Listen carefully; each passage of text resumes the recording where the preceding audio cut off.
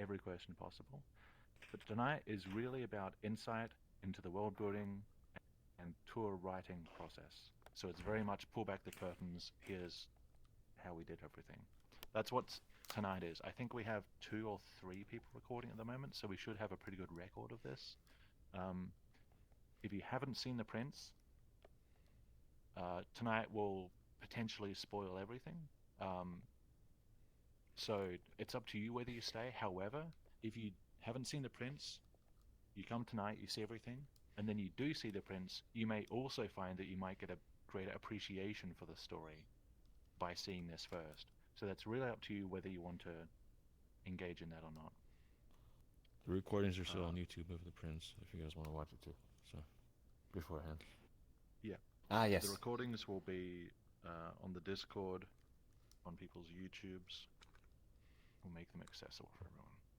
So, without further ado, feel free to send me a friend request if we're not friends already, in case you need to get back to the world for any reason.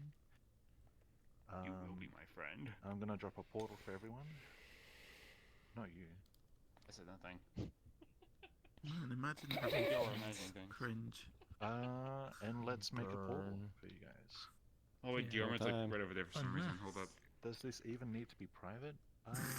Wow. Let's make it Friends Plus. You know what? Why not? Woo! The more the merrier, Let's right? make it Friends Plus. Friends plus. Yep. We're gonna have a good Really time. casual tonight. I know my mic kind of sucks. This is a Quest 2 headset. Turn me up if you haven't already, because tonight is so casual. People may be talking in small groups around. So make sure that I'm at a good volume for you already. I'm going to put the portal over here. Oh wow, that's a different spot. Is it stabilized? Probably. Oh, that's the wrong Wait. Wait a minute. Back to the rendezvous. Trade Are y'all ready to go to Don't the go in. rendezvous? So we were gonna say, yeah, we're Let gonna me start try the that again. rendezvous like we always I start. am- We're gonna head over Yes. Again. Let's This is the enter second it. time. Okay, guys. You enter portal A or portal B? Let's do portal B, please. Okay. Portal We're B. going into We it. enter the Let's portal go. less Alright. traveled by. That's what we did. We enter the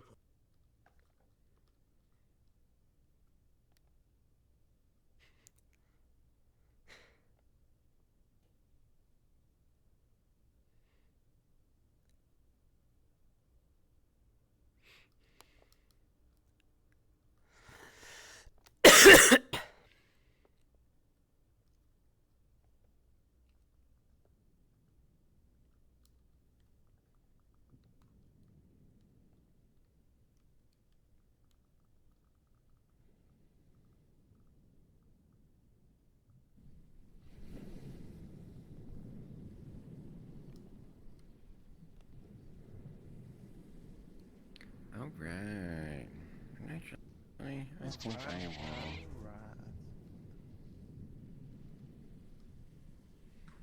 We'll do that. No. Actually, that's a good question. Do we need to turn tour mode off this time? That's a This is not good really a- question, actually. I mean, well, We shall find out. Because that will unlock all of them, right? This will unlock all the doors. So I don't know. It's a good Mr. question. Trajan. Yeah, Should tonight we is be in tour developing mode? commentary about the world In the Yes. world? No. No. No. Turn off tour. Alright. I might be here for a Explore mode. Well. Haha.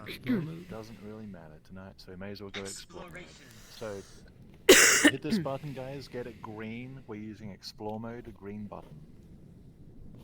We'll just give everyone a few more minutes to load in. I need to... Hello, Silent.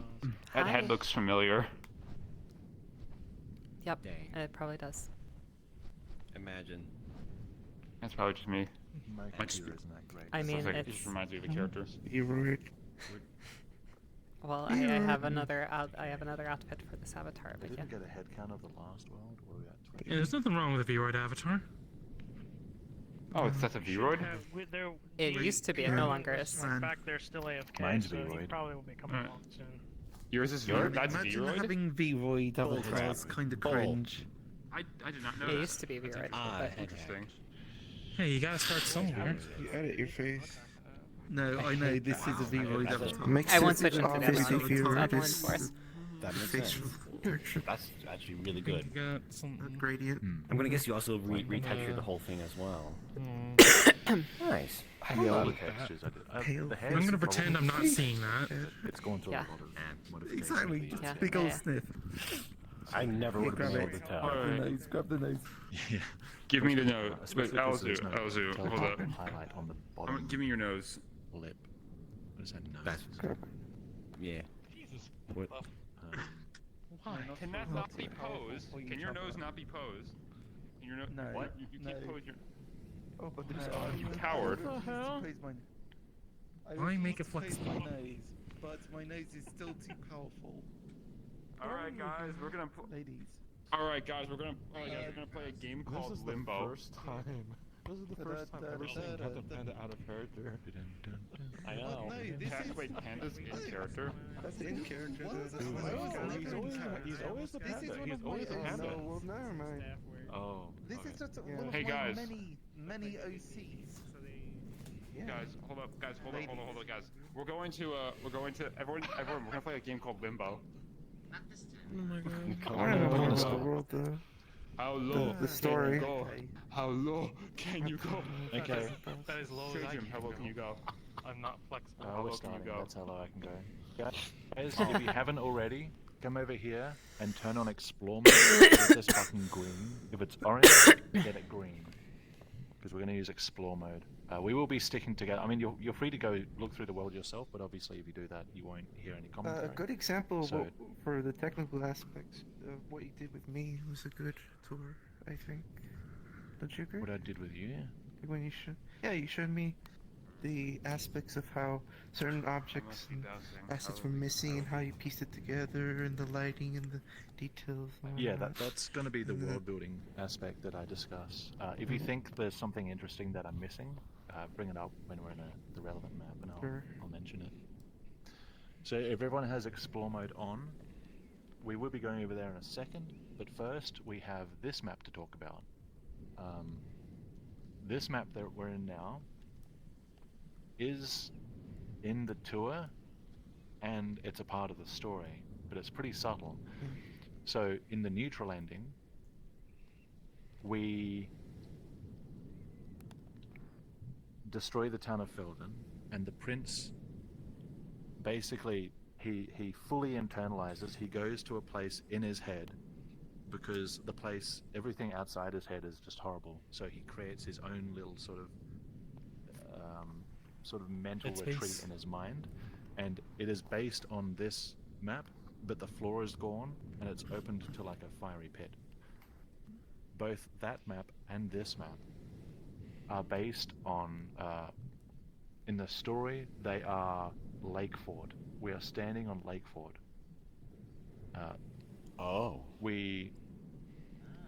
There's a couple reasons for this. One is because, like it says in the story, Lake Ford is what started it all. The prince had a vision that Lake Fort would be destroyed because he was so worried about the war with Dacia, or impending war with Dacia. But in envisioning it, he actually made it happen because, as you know if you've seen the story, his visions have the power to alter reality, as is often the case with our protagonists. So he accidentally destroyed Lake Fort by envisioning the destruction of Lake Fort, and the Dacians thought that that the kingdom that we start in, can't remember its name, they thought that they did that intentionally as an act of war, and both sides blamed each other, but it actually was an accident. So this tower that we stand on, you can see the lake just outside. There's waves out there, and there's the rain that caused the storm that sunk the tower. So we are standing on the tower that started it all. Damn. Wow. I never knew. I never saw that. Wow. Yeah, so I really wanted in this world, I didn't want there to be any spaces that we enter that are not actually a part of the story. So even the spawn is a part of the story. There's no maps that just sort of exist for the sake of it in this story. I'm going to probably pause at the end of every section before we move on, if there are any questions. So before we go on to the actual start, are there any questions? Yell out, because I have avatars, but I can't really tell who's doing what. Or like come up in my face or something if you have a question. I think Ether has a question. Yeah, what's up? What made you choose the explore mode versus tour mode? Well, why that Because- decision? Tour mode is really there just to stop people from accidentally going ahead and possibly breaking. It's hard to break this world, but there are a couple of points you can do it. So tour world is really a precaution against that. Gotcha. Explore mode is because Nick's here to help people. Well. Sheen is going to be here to help people. They're going to bring 3 people through, make sure explore world's on, so they can just stream through the world without any obstacles. So it's really just. Does that allow certain quests to be played as well? Say the forest. We haven't really tested trying to do the tour itself in explore mode. I dare say it's something we'll probably break, but Wouldn't explore surprise me. mode is That really one just for causes trouble. going from map to map yourself. Understand. Although I don't think explore mode gives you access to the alternate endings, so I would be taking you to that manually either way. Any more questions? What assets do you use? Good question. These assets, there's credit over on the board there, but the user known as Tailed helped me get these assets from a PS1 JRPG called Vagrant Story, which isn't very well known. I love the dark, gritty atmosphere of the game, and it really fit the tone of the story. So he helped me get the assets from Vagrant Story and bring these in. They went through a lot of editing, as I will explain as we go through. I spent hundreds of hours hand touching up all the assets for this world, as we'll say. But good question. On the Credits note are of over nothing there if being you're out of curious the about anything world, like that. where is the icon? Yeah. Like, the logo, if it's any location meant to be in world. The logo, the compass. I think he means the billboard. Like, where's this picture from? Oh, this thing. Yeah. Where's the actual where's the place? picture? Yeah. That's a good question. This scene is also where we're standing. So that fort is Lake Fort. The brothers don't reach Lake Fort in the story, so this scene doesn't physically occur like this. But up there is Lake Fort, destroyed, and the storm that caused it, and then the brothers at the bottom kind of superimposed into like a similar backdrop. And there's also the ocean, which is pretty iconic to the start of the story, because all the visions are preceded by like a watery sort of ambience, which we'll talk about in the next map as well. There's a couple of reasons for that. One of them is because there's a strong link between water and trauma with the prince, because he was part of a fleet with his father, the king, and they were sailing to Laodicea, which I don't think is ever mentioned in the story, but they were going to Laodicea. It is. The Laodicean pendant. It was. I mean, the fact that they were going to Laodicea when the fleet drowned, I don't think that was ever that mentioned part. in the story. No, Yeah. not that part. Interesting. The prince was so worried that a storm would happen that he made a storm happen. He sunk the fleet. It killed everybody but him. Only he survived because Dang. destiny, whatever you want to call it. And there's that has a lot of trauma and guilt, and all his visions have a water association from that point in time. And also from the very start, people could hear the ocean when he was born. So there's like a link between ocean and his powers, which also actually does tie into other stories as well. Like you'll hear Sheen say ocean distortion in the pilot and such. I can't really talk about that stuff, but there are links everywhere. Yeah. Okay. Any more questions before we go to the next map?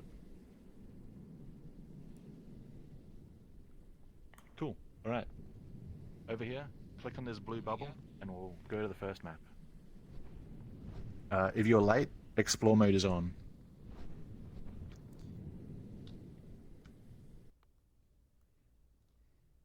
Aw. I was expecting the cool intro. Nah. We skip the intro. Man. Victor. You I'm mashed gonna the A wait for button. Nick to get here since he is the back of the group at the moment. Unless he's already snuck through.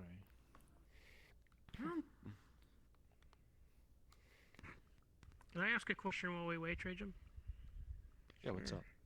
Just out of curiosity for like the explore mode, since we skipped the intro in explore mode, is there no way to actually see it in explore mode? No, there isn't a way to see it in explore mode. Reason being, there's no way to get out of it in explore mode because I manually do that with. I have controls here that you guys can't see, and I use these. Like so over they- here, I have a button to like play the Yes, underwater sound invisible effect. It's like if I hit that, you'll start buttons hearing here. underwater sounds. Fade out the background, start the credit sequence, blah blah blah. I have all that stuff here. You Okay, guys fair obviously enough. don't have access to it, so it skips it. And that's By the way, the whitelisting if you do want the feature. world music, turn up world music. If you want that sort of Hear the immersion audio. to help you with this. Huh? Water. While we're waiting on everyone, if Straight to this there's one. still people we're waiting on, I've got a question. Yeah, what's I up? just noticed that the rain over here is actually pixelated too. How in the world did you manage that? It's actually really nicely detailed, yet still Oh, it pixelated and all is. that. I'm almost I remember embarrassed to say watching how long I spent Glitter. fixing up this room, and we spend so little time on it in the story. But I'll talk about as many details in this world as you guys want. You really like So I'll talk the about effect the on instructions of this Nick. world after we. I do remember hate these it. windows. They are very Hello, nice. everyone's through? Yep, all good. Perfect.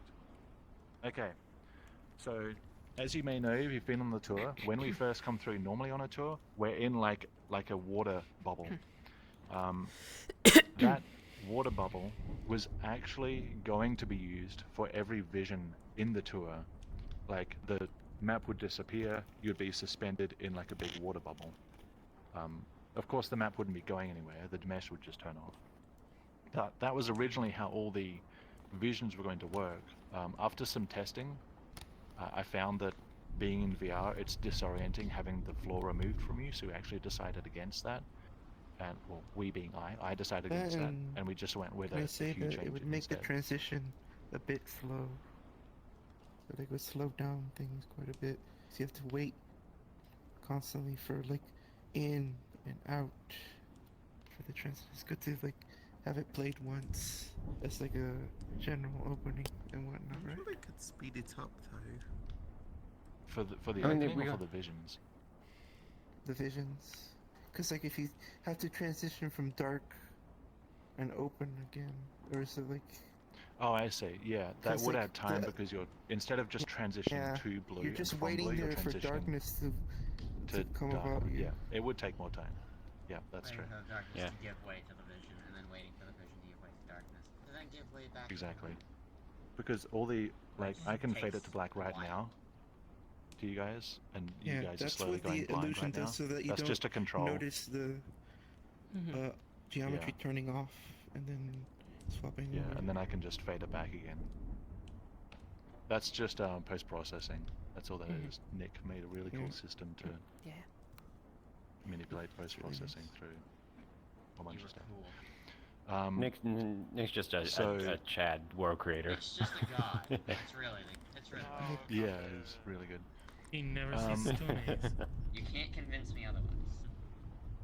So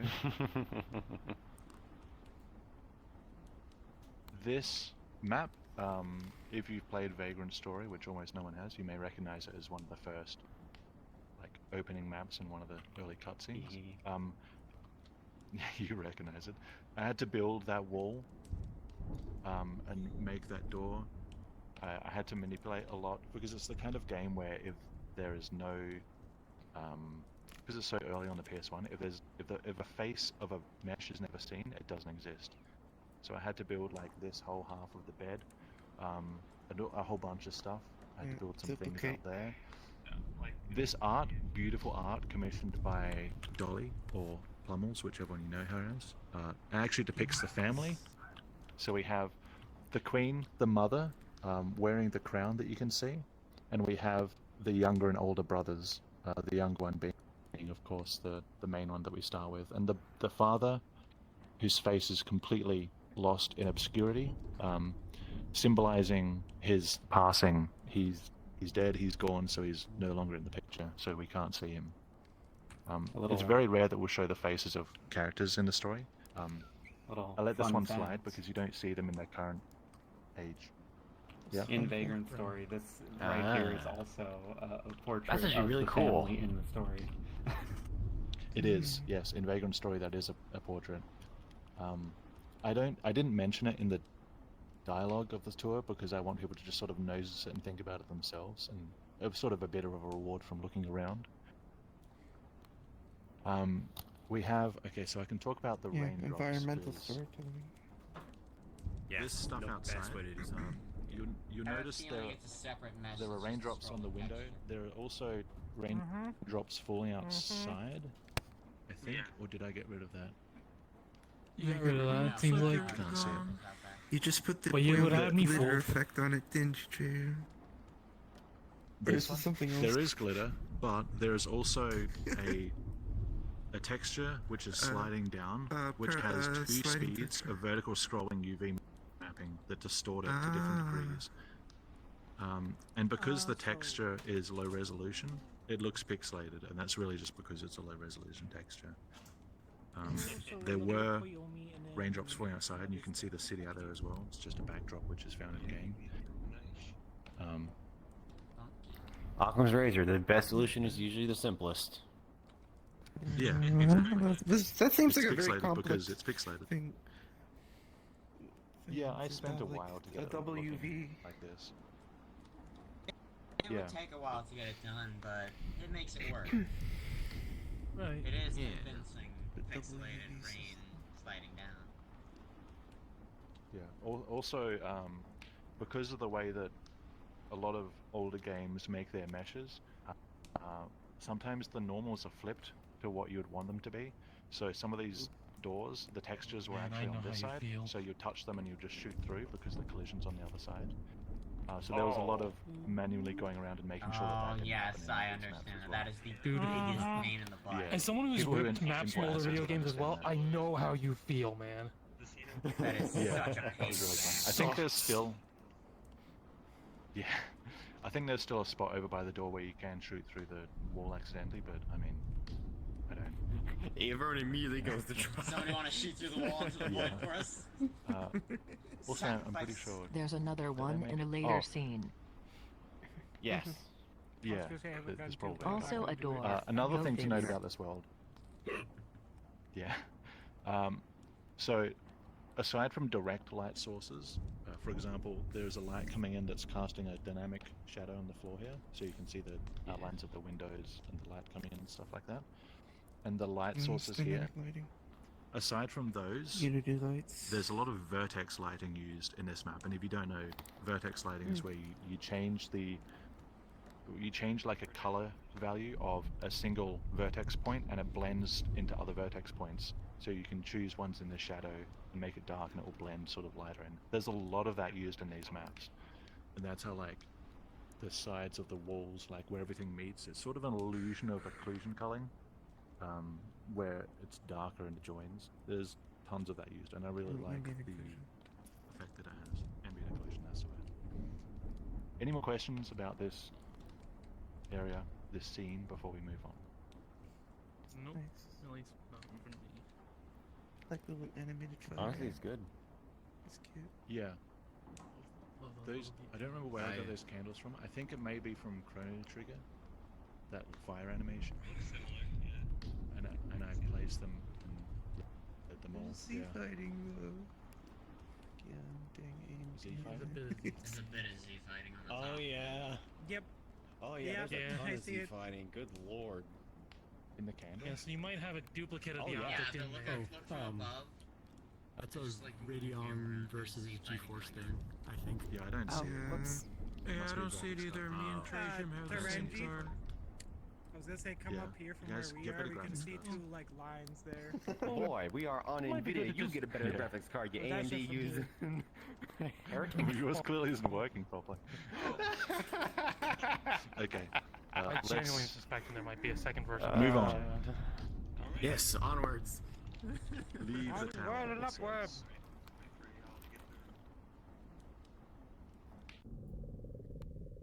Actually, stop here instead of going straight. Okay, now I need to find somewhere to sit We again. usually just pass Oh, straight yes, through wait. this place without really thinking about Yeah, We do. We There's actually a bunch to talk blast about through here. The statue looks destroyed. Like, Vertex yeah, for one, Racing. this destroyed statue. I believe the ambient Yes. track here is actually from Vagrant Story. Like in the wine cellar. I don't remember. I can see why you'd think that. It's very similar. The ambient track here is from Secret of Evermore, which is an old game that I love. It's a terrible game, but I just love it for no particular reason. Just This not sucks. really You should play it. appreciate it, and you realize how piece of shit it is. Yeah. I'm not recommending it. If you play it, you probably won't like it, but I like it. So in this Hey, map here, that's all that matters. before I got my hands on it, there was no furniture, no rugs, no lights. It was pretty much just like an empty, dark, ruined area. This furniture I extracted from other maps, from the house maps, and I pulled them into here and arranged it so that it actually looks like it was lived in. The map texture, this texture is from... It might also be from Chrono Trigger, or is it from Second Insetsu? It might be Second Insetsu. Sprites from old games, I love them. I So think this may be this a map Chrono was Trigger. empty and dark and sort of void of furniture, so I had to add all that stuff. Also, every door you see had to be added, like manually added. There are no doors Oof. except for like the town exteriors. So that was a lot of fun as yeah, well. that sounds like old games. Yep. Yeah. In terms of lore here, as Ragnaros pointed out, the statue is destroyed. The head is actually right here, and there's pieces on that side as well. I kept that in because I wanted to have this sense of coming in here and seeing like a religious altar and being like, okay, the religion here is a little bit shaky, something's going on, there's some conflict here. Because normally in like a royal establishment, you wouldn't stand for this kind of defacement. So this, for anyone who looks up here and notices, is like, yeah, something's going on with the church in these parts. Something's not quite right. So it's a little bit of Subtle detail foreshadowing in for that a sense. room that you just bolt through. Yeah, we just come Yeah. through and just go right through. Clever little bit of Or foreshadowing. Let's Come to think of it. let's Yeah, keep that's going. actually really smart. Good. Yeah.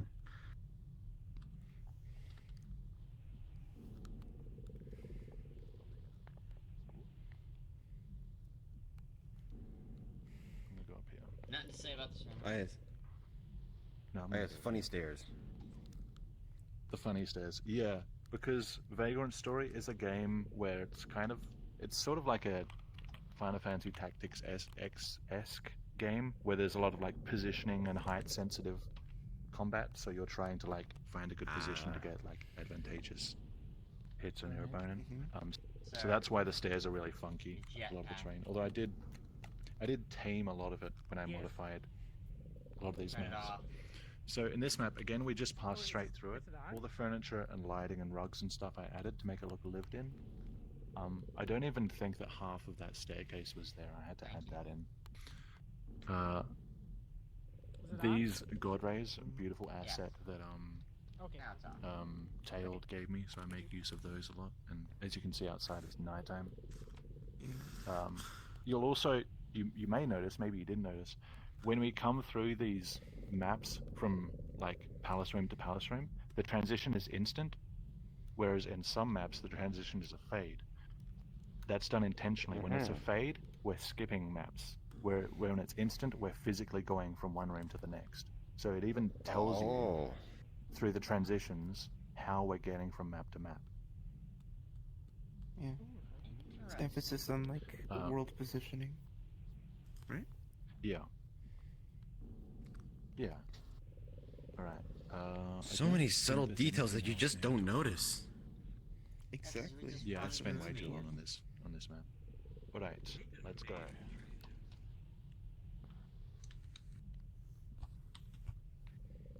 When it's done poorly, but when it's done really well, it's the kind of thing your brain just kind of will take in, but won't really acknowledge. That's like a closer look for when lack you of get into better the next way story. of saying That's a it. perfect Exactly. analogy.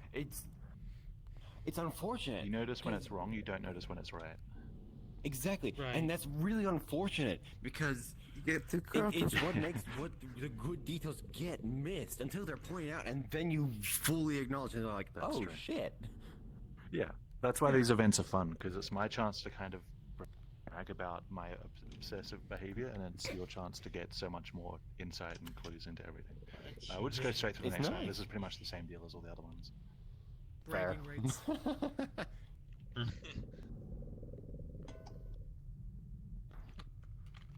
Now the good stuff. Hey, this is the sit. Let's go. Oh, pardon. Take it. This map is a good example of a map that I had to change a lot. So there's actually usually much more furniture here. I think there was a some sort of cabinet that came across here that almost blocked it off, and I extracted it and put it in another room of the palace because I knew that there had to be a bunch of people standing around here, and I didn't want too cramped a space. Also, there is Z fighting in places like this, mostly because like modifying these textures is like a nightmare because I don't know, whoever here has used Unity, trying to do like fine detail in Unity is very fiddly. It doesn't seem to be great at handling like It does That not one. tiny like details. that That one. Yeah, 'cause Yeah, Unity it- wants it doesn't to like that blend at all. all of the things rather than have it be all pixelated Yep. like this. Do you do a lot of your yeah. editing in Unity? Like a lot of model editing? Yeah, for Well, this funny- whole yes, tour, I didn't touch actually. Blender. Poor bastard. Oh, I use wow. Pro So- Builder, It works so my. much Yeah, better. I have a plugin called Pro Builder. What it does, which is a it's Unity really asset. cool. It's a Unity asset that you can get for free. It's like a game and level you designer. click on an object and you Pro Builderize it, and it lets you manipulate with like a primitive sort of Blender-esque version. It lets you Yes. manipulate all the vertexes and faces and normals and stuff like that in Unity. Wow. So everything you see was done in Unity. I It's didn't even know similar to you like could do that Hammer in Unity. Editor or You like should have done some Yeah. in Blender, Forge or something. based on the model placing Well, and It's stuff. not really like. I didn't really know models anything are about like Blender at the time, LLMs. and I didn't want to. The learning curve for Blender is like That's fair. it's like a cliff, and I didn't want to Yeah. face that Yeah. when I was trying to. Yeah, do it. it's not even a brick wall. It is straight up a Grand Canyon cliff. Yeah. I can respect I just feel that. pro builderizing things and making your life a lot easier than trying to learn Blender and all that. Yeah, pain. the fact that people can't tell that it's all done in Unity to me says that like, well, it doesn't really matter as long as Yeah. it's done. This is true. So, Fair enough. And like, and if you know it, um, and you can pull off this, yeah, fuck it, do it. yeah, exactly. What else is in here? There's a bunch of fixing up that had to happen. I need to I need to remember to talk about the story because I don't want to neglect the Yeah, story. context of the So at this story. point in the story, we come in here, and this is kind of like the first part where we actually get some music. I think it's music comes in for the first time, and the music is like unsettling. It's not great. Like, this isn't a story about good feelings and warm fuzzy sunshine and stuff. This is a pretty dark story. And the first music that you hear, like I said, and the point where you hear it is the point where the prince is told by his older brother that the oracle was killed by the Inquisitor. The brother saw it, and now he thinks they're all in trouble and they're trying to get out of there. So I very much chose this point to be the first point where you hear music. And also, it stops very abruptly because the brother keeps bringing the prince back to reality. You'll notice every time the prince starts getting lost in his own thoughts and like all these anxieties start building up, you'll notice in the script I use the words "the brother brings him back," and it specifically says "brings him back" every time because the prince is just getting dragged to some other place, and the brother brings him back to like reality, to his surroundings, to awareness, to his own body. So that was very much kind of symbolic of like the way that things like anxiety can, in a sense, possess you, and sometimes you need that like external force to bring you back and ground you again. Been there, done that. I've actually done that Yeah, for, For the t-shirts. for someone. I'm sure that it's something that a lot of people here have been through.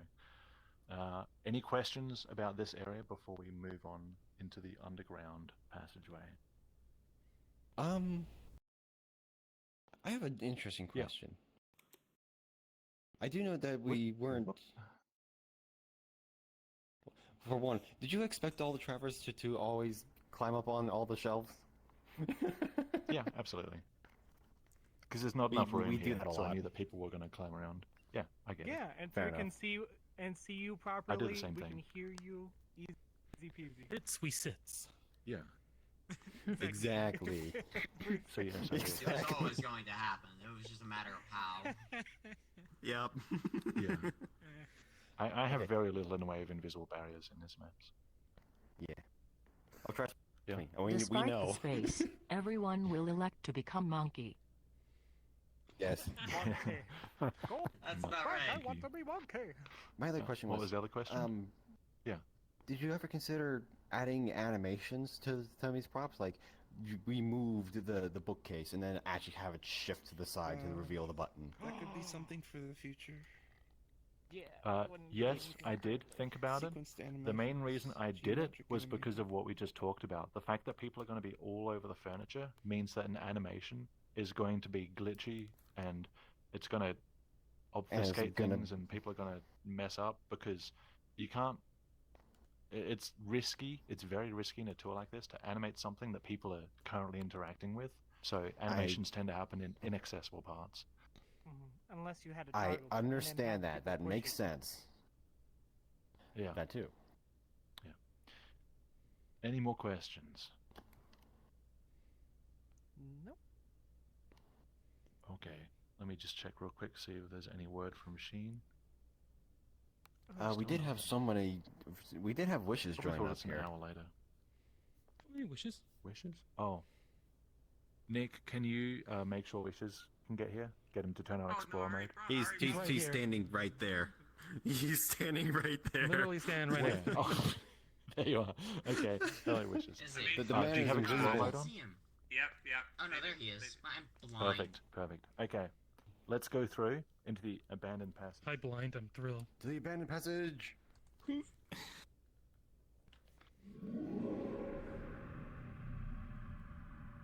Ah, yes. Now for the fun part. Ah, this moment. The fun begins. The beginning of the fun. The real adventure. So, one thing to point out, this shadow texture, like I fell in love with that.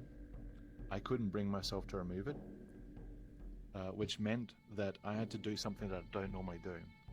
Usually, I'm a big fan of in-world lighting. So, if you know much about video game design, you'll know that sometimes a designer has to light something in a way which is unrealistic. For example, candles in a castle that no one's lived in for 100 years, just so the player isn't going in completely blind. This is meant to be a series of abandoned tunnels. I would have them dark, except I love that shadow too much, and the aesthetics created by the dotted candles around, like I just liked it too much, and I was like,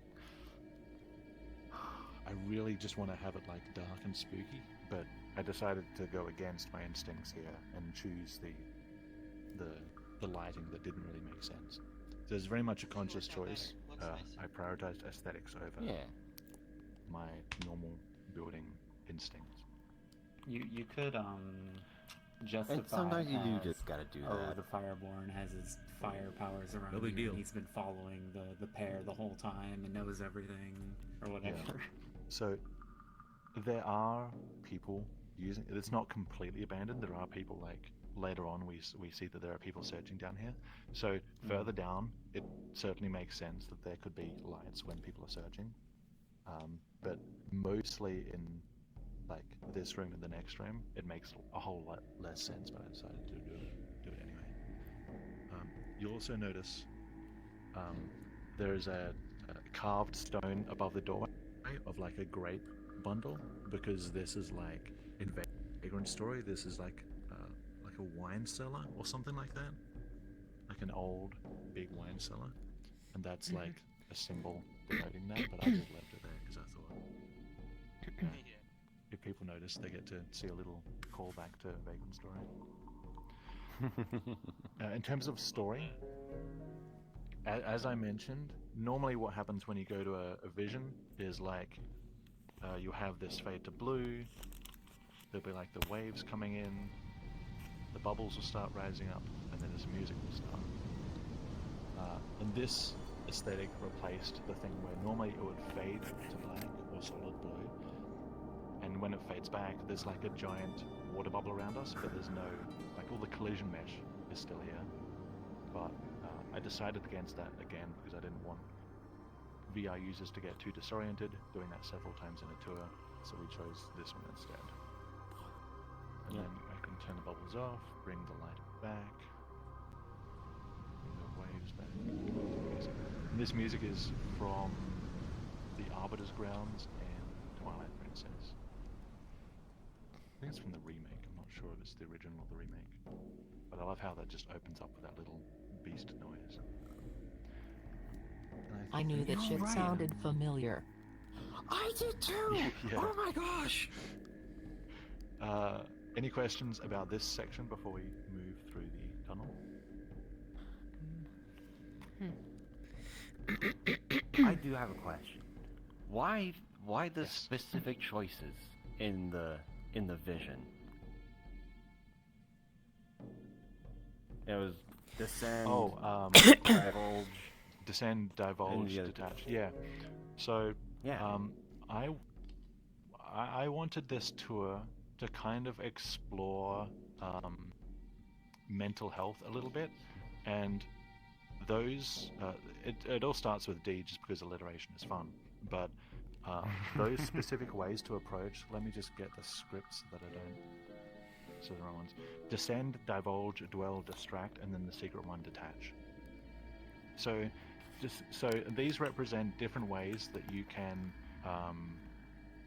respond, or I guess react to like traumas or unpleasant things that are happening in your life. And each one, they're pointless. They're intentionally all pointless. They're intentionally like they don't go anywhere, because that's kind of like real life. Sometimes you can do any of these things when you're having like a moment. You can dwell on it, you can try and distract yourself, you can divulge, you can descend deeper into it. They help to different degrees, but the real key in the story and in real life is to learn to detach and distance yourself, because if you don't have that distance, then any perspective you have is going to be distorted and unhelpful anyway.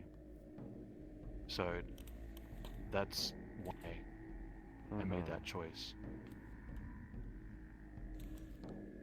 That's accurate. As much as I hate it, it's accurate. I wanted a tour where people could actually subliminally learn like mental health advice from it without even realizing, and that's kind of one of the goals behind that. Any more questions before we move on? Okay, let's go. And what of the visions themselves, decisions, story-wise? We'll talk about that on the next map.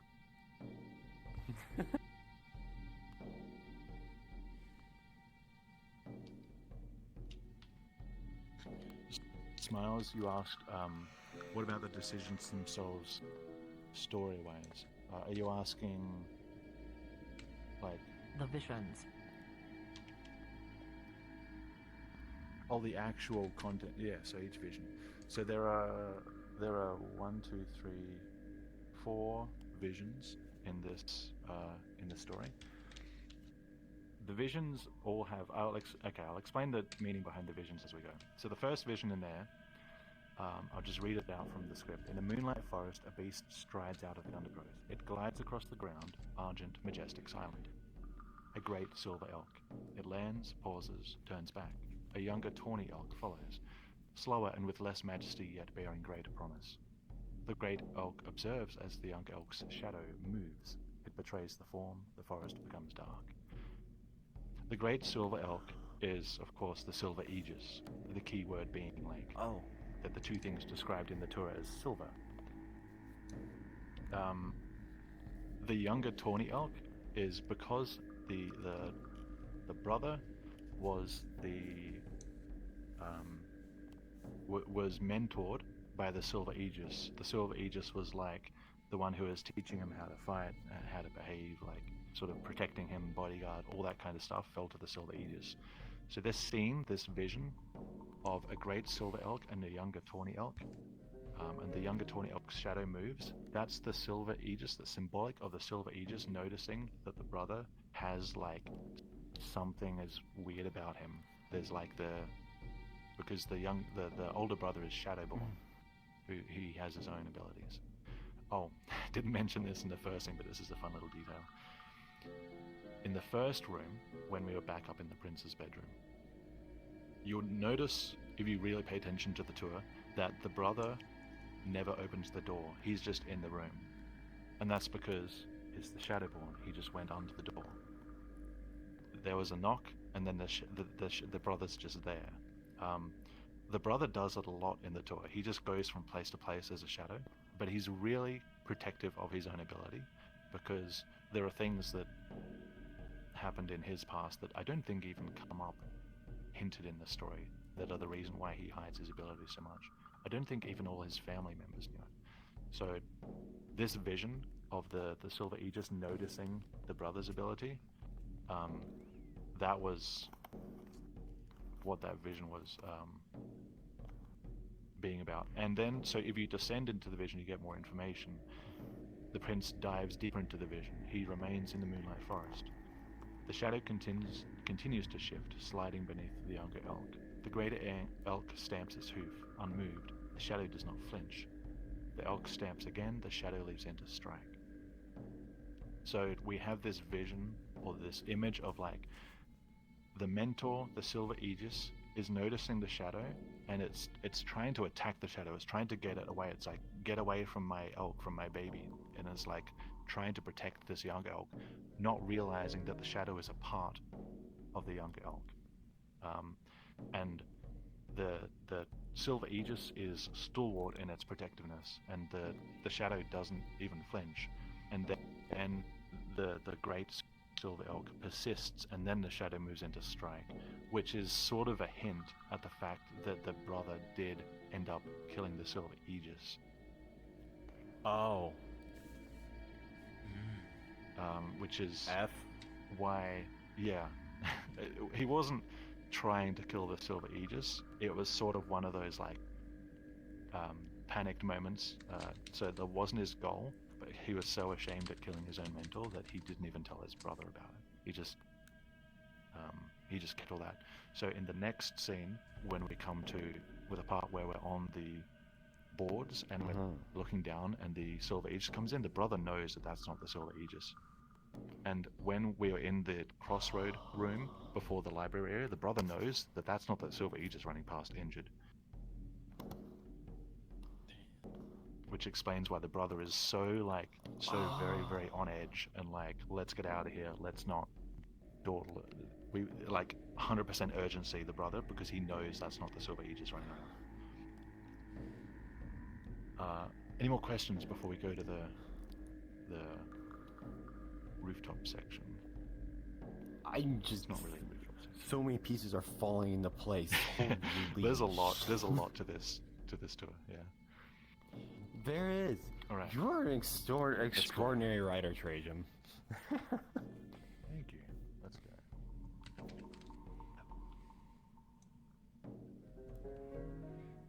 None may drop yet.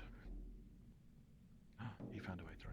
Yeah. There's no It's automatically off, so you can go down. I also put a ladder here. I don't think anyone's ever needed it, but there is a ladder to teleport back up to the rafters over here behind Panda. This is a good example. I'm going to drop down. This is a good example of a map that needed a lot of work. You can see these uneven ground tiles. These were just up all over the place, making all kinds of obstacles, and I was like, that won't do. So I stamped it all down. Every way you can see a crack is pretty much like it used to be higher. There were blocks stacked up. So this room got changed a lot. None of that wood was there. I added all that. I had to make that using textures from the tour world. Yes. One thing before we go. In the previous map, I did notice that the door you can't go through, the light is off. But the door you can go through, it's on. It's a very subtle game design thing. But exactly. It's well done. I do take it notice. encourages people to not go there and waste time. Like if they're lost and they're trying to get up to the group, you just follow the light. Which is another reason why there's no lights that illuminate up there, because the brothers are hiding up there, and the lights are mostly in places that don't make all that visible. The one thing that doesn't really make sense is like at this part, the brothers are up there, and two zealots come in, and then the Silver Aegis comes in. They come in from different doors, but there's only one door in. And honestly, I just couldn't be bothered adding another door. So there should be like another doorway into this, and they come in from different doorways and then encounter each other. But no one's ever pointed out, so we'll just pretend that I didn't say that. Okay. It's not a door, it's just an invisible door. Yeah, the Silver Aegis melts up from a pile of mercury.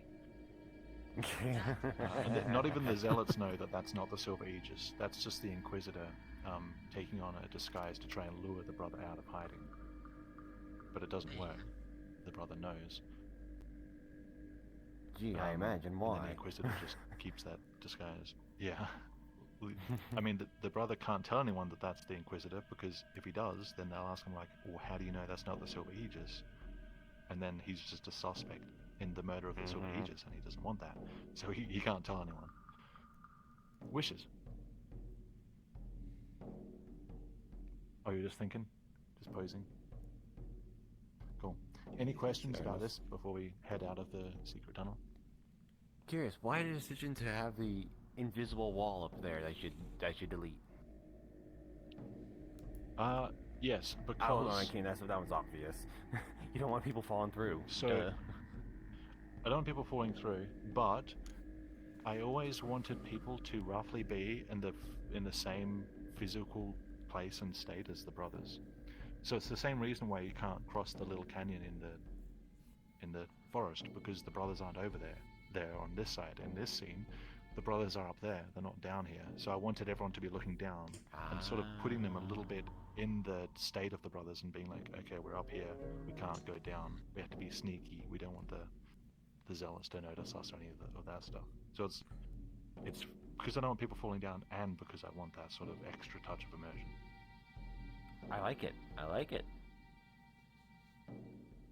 All right, let's move on. And it also makes for a nice surprise. Oh, the ground is gone. Yeah.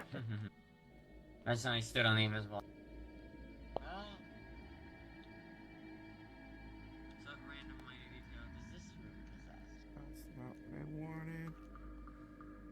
That's not what I wanted. Imagine. That's what you have now. Alizy making me load 100 megabyte avatar. I know, it's so bad. Dang. Imagine. So, avatar.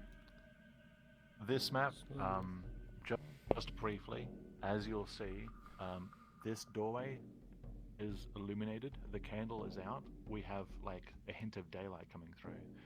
This and it's accentuated on the next map. From the start of the tour to this point, we don't see any daylight. We only see moonlight and firelight. And I intentionally wanted this to be the first glimpse, and people coming up for their first time might be like, oh, we're finally out, we're going to see some daylight, get some real sun on this tour. Of course we're not, but I just wanted that sort of contrast, that tonality. And I really like that doorway, but it doesn't, I guess it could fit into the lore. You could say that it's an old... It was originally boarded up or something like that. Yeah, those. I think this might be like a mini boss room in Vagrant Story. Do you remember, Diamond? Oh, I don't think so. Yeah, the No, I'm thinking of the boss one room. with like the where you fight the lizard man. Yeah. I think what's okay, harder to we'll go- explain in the lore of the tour is all the rocky like sides to the Yeah. Which in Vagrant I Story is flattened- because the city is constantly being hit by earthquakes because it's abandoned and full of shit. Yeah. I flattened as much as I could in areas where it was sort of in the way. In places where it was to the sides, I just didn't really bother. I was just like, yeah, it looks like it was rock hewn. It's not a big issue because it's all underground. Okay, let's go through.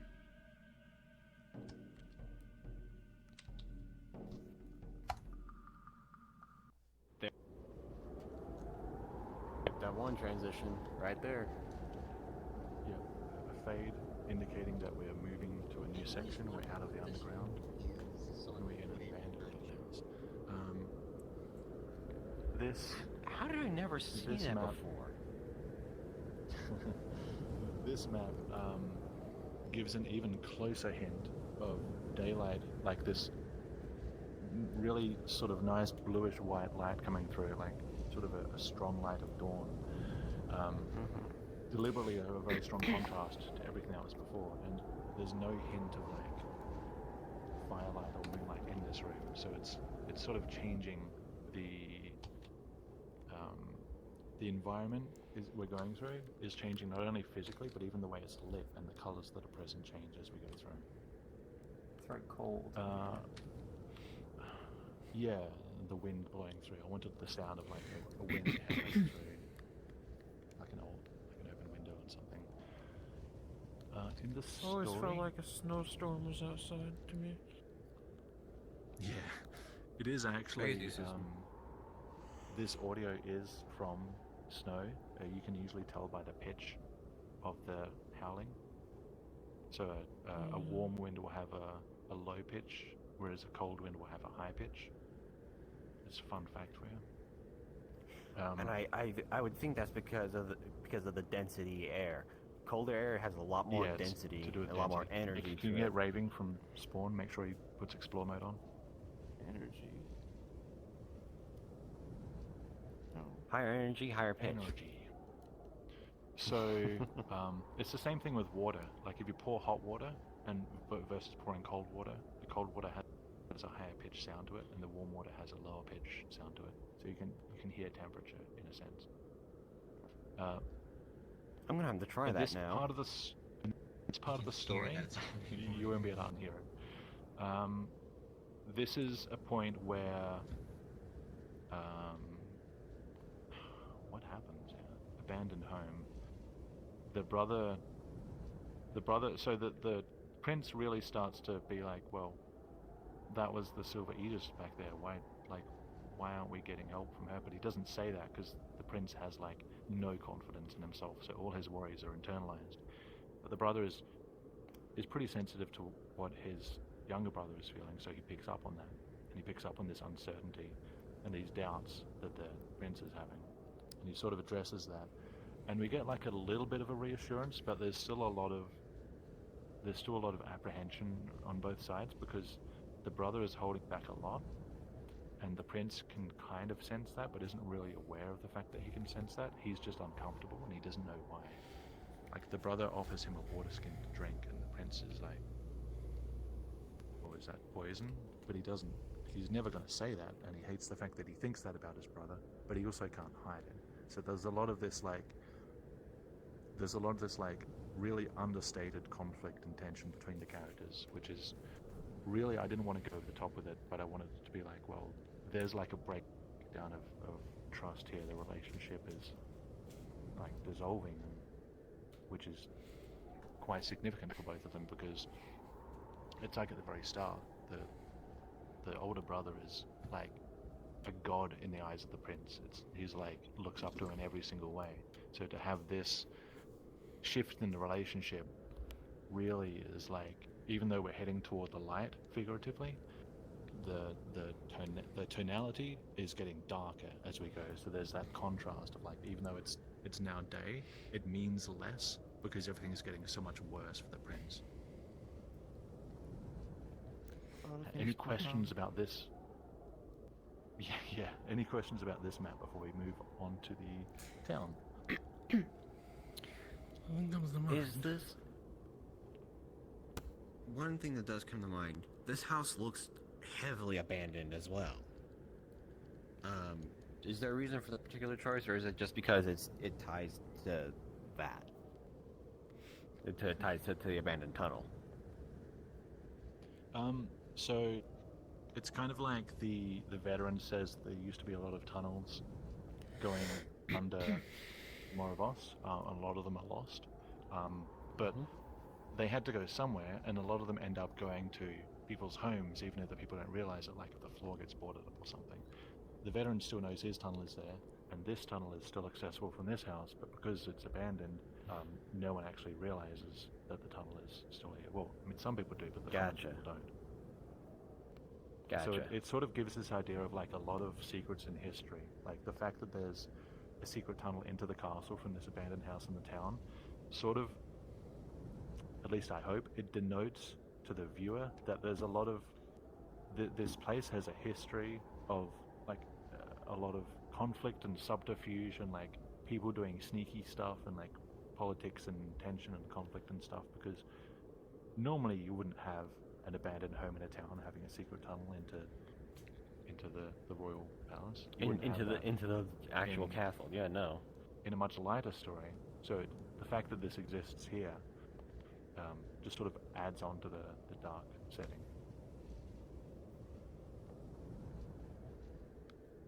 Alright, let's move on to Moravos. Moravos.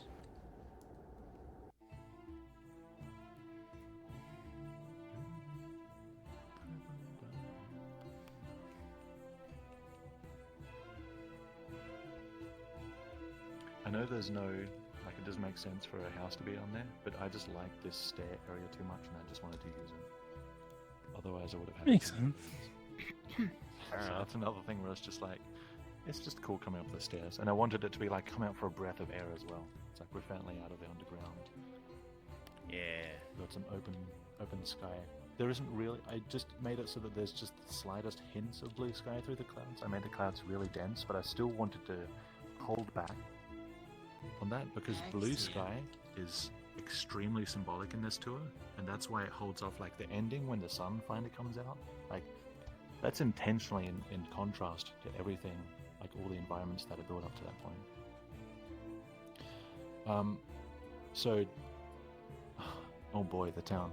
There's a lot to talk about in terms of like the stitching of this map. This town area is like 5 or 6 different maps in Vagrant Story that do not have seamless joins, so I had to manually make all the joins for these maps. There's so much here.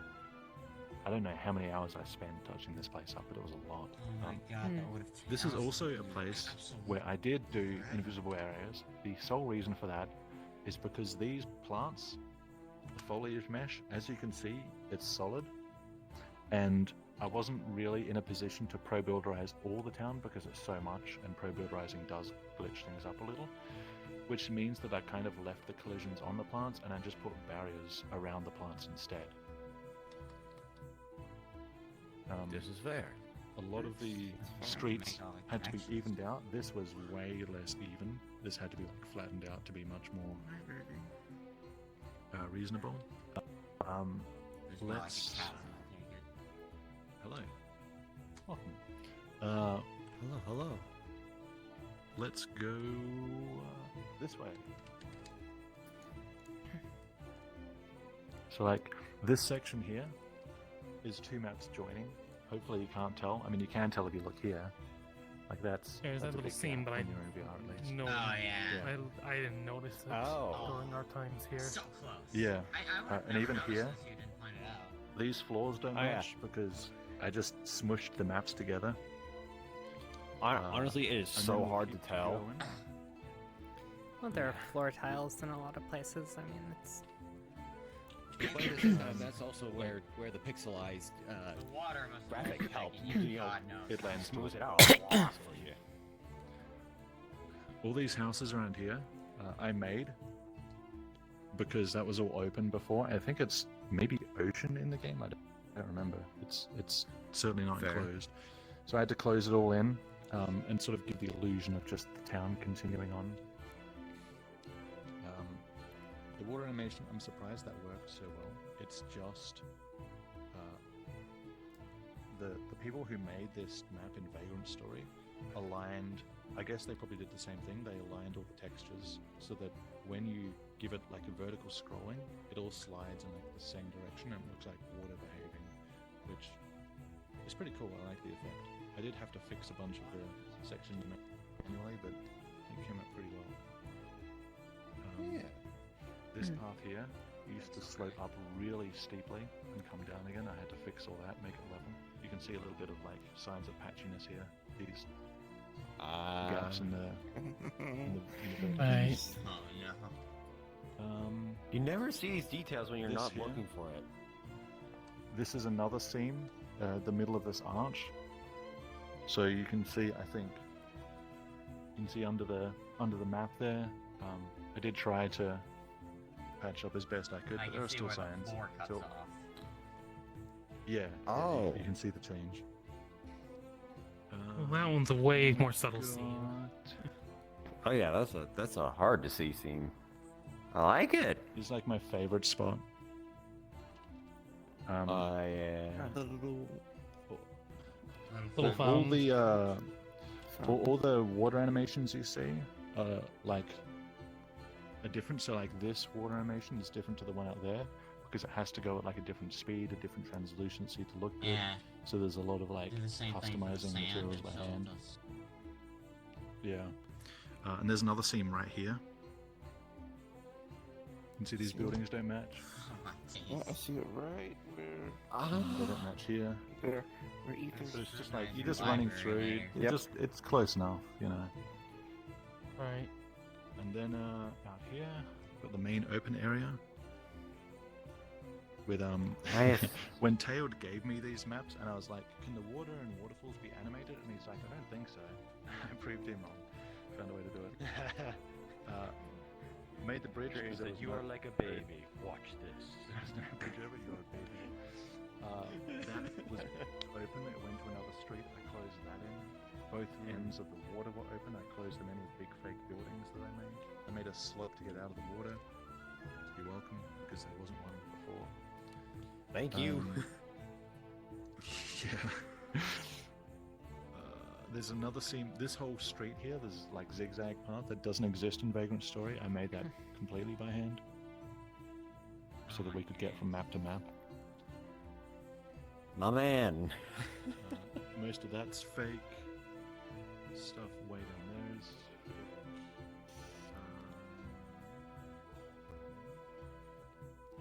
Oh yes. The legendary gate. Oh, yes. What do you think of the travelers doing that?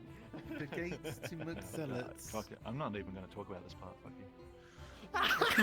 There's a lot of. Oh no! Come on. There's a lot of damage here. A lot of this I had to fix up because it was like a big hole and lots of rubble, and I made it look a little bit nicer. It just sort of looks like the town's been through a couple of sore spots. I think there's a seam. I think it's here. I think. Yep. It is. Yeah. It's I've either never there- noticed that right building there. falling Oh over. no, it's here. It's here. Here it is. Oh. This is the seam between maps. There you go. And I'll these like little low windows. It just suggests this underground stuff. There's verticality to these maps. That's why I love them a lot. And then we come down here, and then The pit that it's meant to be water. There's meant to be water there, but you can't see it, so it just looks like a bottomless pit in the town. Yeah, just I don't casually. remember why I Just didn't make it dump more your visible. trash in. I don't know if there was Dump more your let trash. people show themselves into the infinite abyss. So, let's see. The So, next division. so at this point, we go through the town. Hang on. Let's talk about the story at the start. So, when you come out, there's like a bit of a cutscene, a bit of an intro about what's happening in the town. You know, carrots, cucumbers, cabbage, and all that kind of fun stuff. So it's like people finally get a breath of life and sort of this idea of like, okay, the brothers aren't alone. There's surely someone in this town who can help them. But I immediately squashed that by having the brothers over here, guards, being told by zealots to look out for the princes. So I wanted that to be, nope, you're still in hiding. You can't trust anyone at this point. You still got to keep sneaking around, which is that entertaining little conversation between the zealots and the guards that come up. And those two guards, of course, represent the two NPCs that do this minigame. This guessing minigame. And then we get to the end of the town, which has slightly different outcomes depending on what happens in the quest. And then there is and then I think the vision comes next, and we have another. I have my controls out here. This vision, I'll explain this vision. Vision B. Amidst vague, towering structures, a blue bird flits, darting from corner to corner, desperate. Giving pursuit is a red feline, stalking calmly yet appearing in places where it shouldn't be. The bird is frantic, its movements urgent and panicked. It tries to stay silent, yet every beat of its wings betrays its location. Everything begins to redden. So this one is very symbolic. So amidst vague towering structures is like the palace, the town, everything feels hostile to the prince. So everything around him at the moment just feels vague and towering and overbearing and safe. The blue bird is representative of the prince himself. Blue, of course, being the water and the colors of the visions and all that sort of stuff, and the blue cloak that he picks out at the start of the dialogue. He's pretty much represented by blue. And it's a bird because of the childhood story that we're going to hear about later, where there's the small birds in the tower, and the mother tries to save them, but the castle cat gets them or something like that. And the brother sort of attached himself to the idea of these baby birds and be like, well, these baby birds kind of represent me, and we in turn, that symbolism sort of continues on through the story. So the bluebird in this case is the prince. Giving pursuit is a red feline, that is the inquisitor. Stalking calmly, because the inquisitor is usually so composed and stoic, yet appearing in places where it shouldn't be, because the prince can't understand how the inquisitor is getting from place to place. The answer, of course, being that he's not always himself. He sometimes looks like Silver Aegis. It tries to stay silent, yet every beat of its wings betrays its location. This is kind of an allusion to the feeling of the prince feeling like, or even the brother, if they use their powers to escape or help them, the Inquisitor will just know about it. Like, they're trying to stay not only hidden, but they're trying to stay mundane, non-magical. They're trying to not use their shortcuts. Even though the prince doesn't really understand his own power that he has control over, there's still that deep feeling of like, well, I can't do anything, really. And of course, there's the 4 options: descend, divulge, dwell, distract. If you descend, the prince dives deeper. The red intensifies, and there's an unnatural warmth that glows, arises, and burns and burns and burns. That's basically worst case scenario. His head is telling him, if you continue on this way, the Inquisitor will catch you and everything will be fire. Like, that's what part of the prince believes, and that's what's represented in that descent part of the tour. And then, of course, the other options: divulge. He tries to tell it to the brother, but in this case, he is so very anxious that he can't even articulate it properly. He's just mumbling incoherently. The brother is so fixated on keeping them alive at this point in time, he doesn't have time to even try and listen to what the prince is saying. Dwell, there is a hint that the bird reminds him of a memory from years ago, which is, again, we're going to come to. And then there was a cat as well that he thinks about, and the cat reminds him of something. Distract, he ends up thinking about Laodicia. He tries to reassure himself. And then there's detach, of course, and he realizes, oh wait, I'm actually not substantially weaker than Fireborn. I can protect myself. And then, of course, like, pretty much no matter what happens, there's an interruption. The Inquisitor is like real close, and the brother notices, and there's a real moment of like, if we breathe too loud, the Inquisitor will notice that we are here. And this is the first point in the story where the Inquisitor explicitly in narration is present. And I wanted that right here, because I wanted the sense of like, okay, we've gone through the town, we've hidden from people, we're about to meet whoever the brother thinks we can help us, and then I just wanted like, nope, boom, Inquisitor. And this is the first point we meet him, and like, I think when we do meet him, like the music, there's no music at all, because nothing can really portray the feeling of just imminent doom. I thought any music would subtract from that moment, so I wanted nothing. And then the Inquisitor, of course, doesn't notice them, or does he? And then we've got the fun bell over here that I definitely don't abuse. And then we meet the veteran, which is a whole can of lore. So let's go in here. Oh, first, any questions about this? I'm curious. How do you go about making the mini games for your tours? Agony. So Fair. I write That lots sounds about and right. lots and lots of ideas, and I write down all the requirements as well. I was like, okay, it needs to involve ideally 2 NPCs. Those NPCs should not represent the protagonist, because otherwise all the players are working against the main character. So the NPCs have to represent outside forces. It needs to have like certain odds to it. It needs to be something that like 20, 30, 40 plus people can all interact with and feel like they're doing some interaction, and list all these requirements.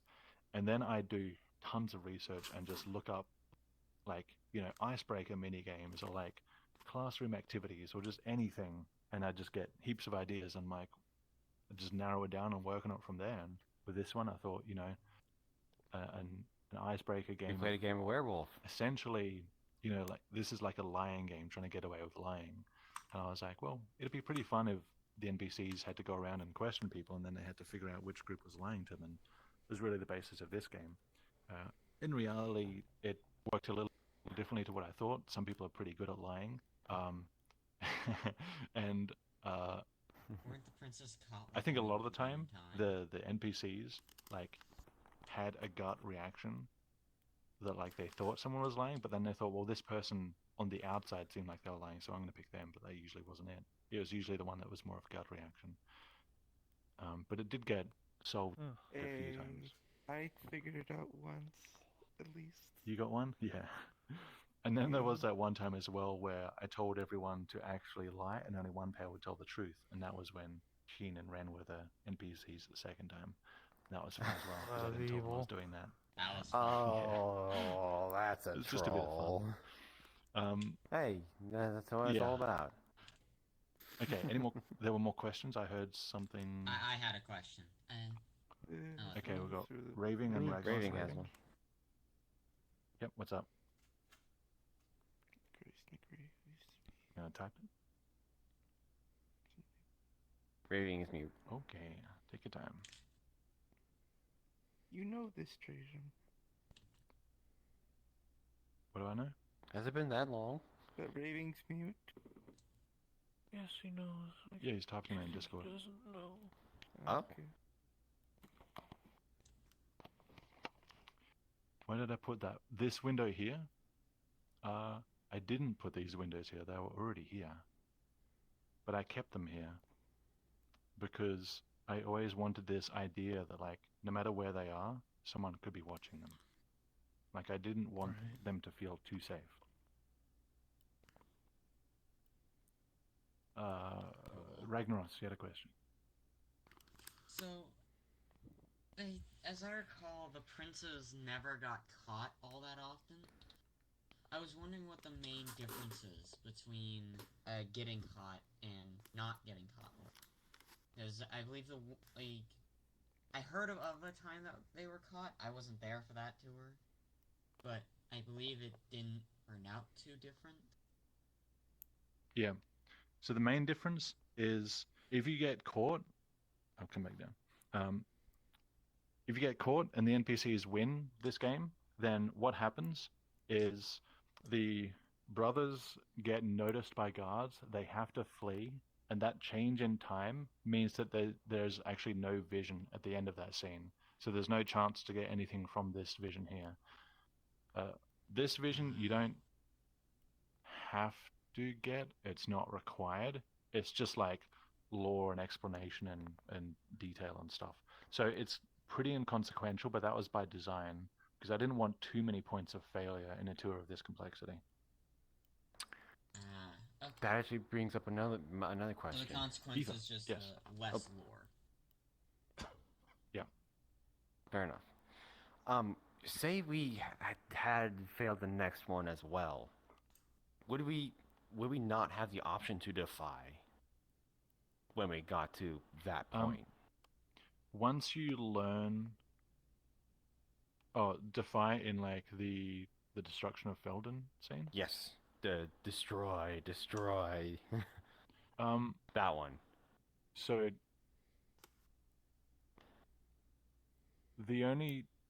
generally speaking, once you learn a word, you can use it at any point. It's meta, but the only exception to that is the one where you need the brother's sword with you, which I think might be that one. I don't remember which one it is. One of them, the word is not enough. You need the brother's sword. Otherwise, the prince doesn't have that that object to sort of personify what he's fighting for. That sort of grounding object. That's the other thing. I never understood. Yeah. I never could figure out how and why we got to keep the sword. We'll get to that. The sword. How fast We'll can you move get on there? to that point. This as fast as I can click.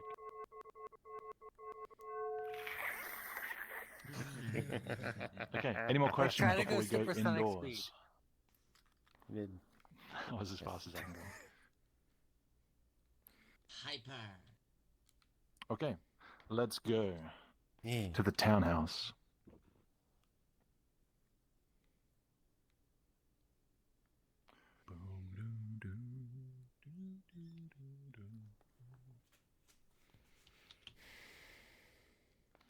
Once everyone's in, I'll turn on the nice music.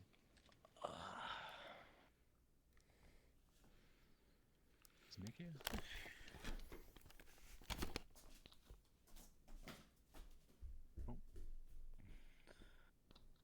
We've still got Isn't people he? coming in. Where is Nick? I'll be back. Oh, it's just right. Nick is in the last area. Somehow get lost. I don't think you didn't. asking me to join them. Hey, I'm Trajan. going crazy. I can I have to still go. hear the bell going. It was nice seeing you. I have to go meet up with the OGs there chat. Okay. Hey, Alright, Wishes. thanks It for was coming. good seeing you again. Farewell, friend. Nice seeing you Bye-bye. all too. See ya. See you around, Wishes. Oh, I thought that So- was a group invite. Oh wait. Alright, see ya. So this part of the story is the first real breather that we get, which is indicated by the really nice sort of folksy music. We meet the veteran, who is of course the father of the Silver Aegis, and the sword above the fireplace is the family sword, I guess, which the Inquisitor ends up getting, because of course the Inquisitor comes here. So there's a few things that happen here that are quite symbolic. So there's first the glimmering sword that's noticed, and the veteran is a pretty old wise man, and of course when they come here he's like, oh, I guess you're here to tell me the full story, like you're here to explain things to me, because the veteran has been hearing from outside that all that propaganda that the zealots are telling, like the older brother abducted the younger brother and he's a Dacian spy and stuff, and the veteran's like, that's probably not the case. And then of course the brothers rock up and he's like, okay, explain it to me, what's going on? And then the brother explains that the oracle is dead. It was the Inquisitor, and he carefully tiptoes around the fact that he killed the Aegis. He says, I did attack the Aegis, I had to. But he doesn't say that he killed her, because because no one else knows that the Silver Aegis is dead. The veteran doesn't ask if he killed her. The veteran just says, I heard that you attacked her, because that's what the zealots were saying. Because the zealots don't know that the Silver Aegis is dead. And because the veteran doesn't know that, he doesn't think to ask, so the brother gets to avoid lying and just sort of indirectly says, well, I did attack her. But he doesn't address a point that isn't brought up. So he kind of gets away with that. And then there's a bit more lore about the veteran saying, well, you know, with this happening, Daesh is going to take this advantage, they're opportunist. The brother remembers how much he doesn't like Dacians because he fought in a recent battle against them, and then Lake Fort comes up again. And then the veteran, in all his, with all his apparent strength and wisdom, is just like, you want to fight the Silver Aegis? Dream on, that's not going to happen. And then the brother's just like, well, what can we do? And the veteran says, well, I can get you outside the city, that's all I can do. And then before they go in to the tunnel, the brother of course realizes, well, if once the zealots get here, when they're going to cover all their bases, they're going to eventually come here, they're going to question the veteran. The veteran's a smart guy, but the zealots have their ways, and they might find out that the veteran willingly helped them. So the brother realized, or he believed, that he had to attack the old man in order to make the old man think that, like, well, okay, maybe the prince isn't fully innocent, so that the veteran wouldn't become another victim of the Inquisitor. And it's intentionally left open. We don't find out what happens to the veteran at the end of the story. All we know is that the Inquisitor ends up with the sword. So worst case scenario, the veteran dies anyway. Best case scenario, the veteran is let off because he was attacked by the brother, and the Inquisitor takes the sword either way. But this is where the sword comes from, that the veteran ends up with at the end. Because the Inquisitor knows his own weakness, because he knows a lot of lore. He has access to it, being the Inquisitor of the Ivana Church, and he knows that sword. He knows that now that he's underestimated the brother and the prince, and they're really like they're really getting away from his grasp, he's like, okay, I'm going to need that sword because I know that sword is like a weakness. And Why? That's another reason why he gets it. Why what? Why is it a weakness? I don't think that was ever explained. Oh, the sword? Oh, it was So- it was a library thing. Yeah. So the sword, I'm going to go find it so I don't misquote it.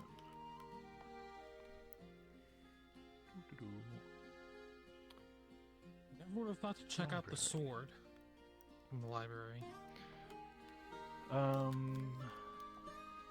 The sword. Okay. So it's a very nice sword. It's got the motifs of a silver elk, which of course is the emblem of that whole family of the veteran and the silver aegis. They have a silver elk emblem. And the inscription reads, "By Varna shall this blade vanquish and protect," which is really, in actuality, is probably just part of the oath that an aegis takes. However, as we know in worlds like this, words can have power, and in this case, because that is part of the oath that was taken, and because that oath was true and good, that gave it the actual power that it said. It's like literally, "By Varna shall this blade vanquish and protect." This blade carries with it the will of Varna, which is the god of the Varnan Church. So it's a little bit of like a supernatural, like the words that were initially symbolic become literal sort of deal. I see. And then of course this map is really cozy. I had fun doing this map up. It's like there are cobwebs up because the veteran is like he's a tidy man, but he's well past his prime, and getting those cobwebs up there is a little bit beyond him. So it lent a little bit of that, like he is very capable, but he's an old man now. Like he's beyond his peak. That's why I left the cobwebs in, and I didn't put a fireplace in the fire. I was going to, but I wanted cold light down here and like more warm light up there. I wanted that contrast. It's a nice Any contrast. questions about the veterans' house before we enter the underworks of the city? I remember us hearing about the bottle of wine. Yeah.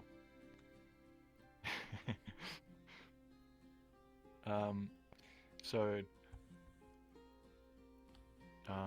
the first thing he does when they come in is offer them wine, and the prince tastes it, probably this kind of wine for the first time, and it's like bites his tongue and stuff, but it's a little fruity, and the old man just picks up the jug and drinks from it. It's directly in contrast to when the prince is offered a water skin from his brother earlier. So it's kind of like the prince hesitated to take water from his own brother, but the brother will gladly accept wine from this person that the prince doesn't necessarily know. And that indicates, hopefully, to the reader that, like, okay, this guy is like the most trustworthy person we've met so far, because it directly contrasts with that earlier scene. And hopefully that comes across, that this is like one of the actual, like, one of the like best characters, best like as in like as a person, as a human, the veteran. Any more questions? Yeah, is that another place where you had to add your own door? Just no. Yeah, every single door. Yeah, every single door I had to add. There are no doors in this game. Doors did not exist until Trajan came up with them. I invented doors. Yeah. It's door Jim. That's why they call him Door Jim. I'm adorable. Boo. Okay, let's go in. And he's gone.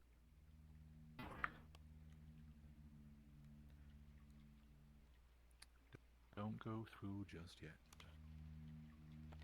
Go through. Actually, there are doors in this game, but they only put doors in places that you cannot get through. Every access point doesn't have a door, so I did have door textures to pull from. thankfully. We all in? I can't see past Panda's massive back. You're Sneak in? welcome.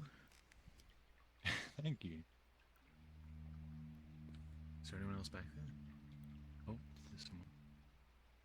Okay. I think there were a few So people in this with time. section, we have a very brief, like 2-paragraph cutscene where the brother just pauses and he's like, I'm sorry you had to see that, because he just knocked the old man off his feet to get down here to spare him.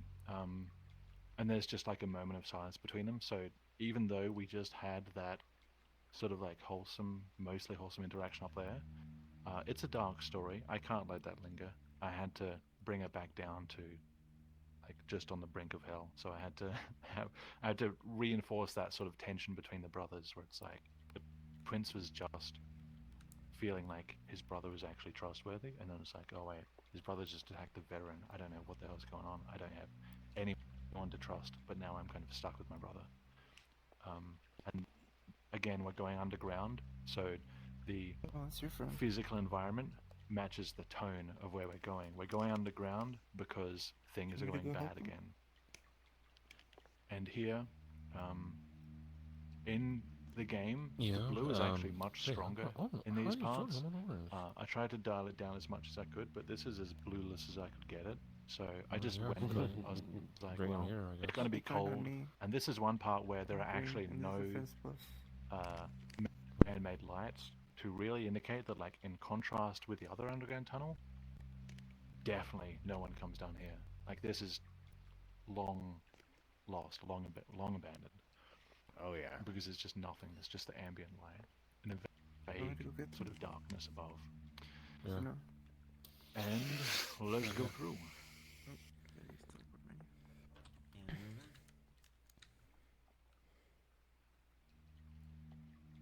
I have many questions about this place. Yeah.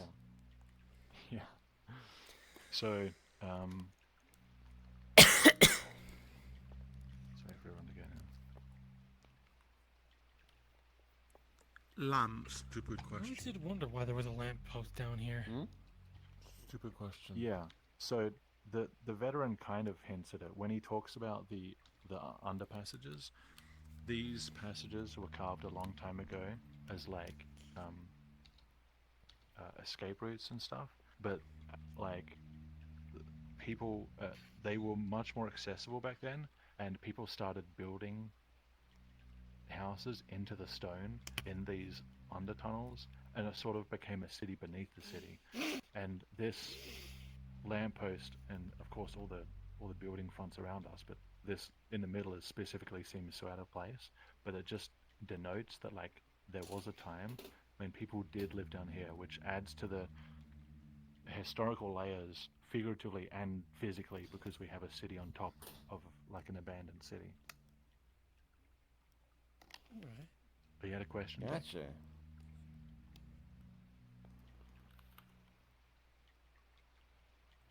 I was wondering, was that intentional to where when you go to the menu you cannot click on anyone else's avatar in the world? No, that's like a ray casting bug. I don't know what's doing that. Can't fix it. Oh, okay. If you just use the Yep. here tab on your quick menu, you can select anyone that way. Or if you're in VR, aim to the sides. Because Yeah, it's sometimes only you can in get your different face. angles.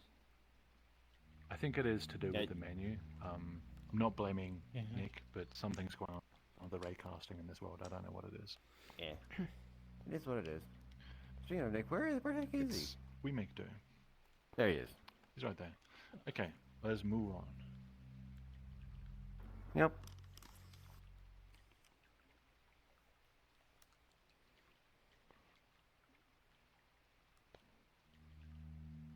Ah, yes. I was pretty close to having another puzzle here, but I decided, nah. At this point, I just want the story to keep moving, and we're about to do a quest, Mhm. so I just made a simple parkour. It's one of the least sensible parts because we have floating blocks, which I usually hate, but I just thought, screw it. Yeah. Fun And then- little change of and then you got pace. those.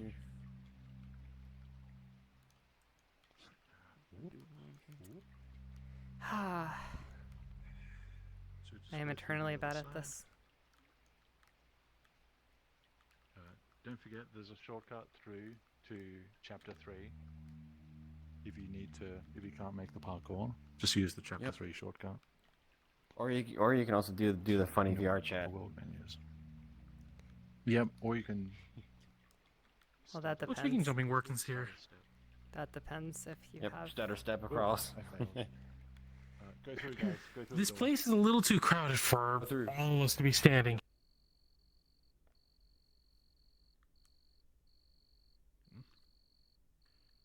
Temporary soaking. Temporary.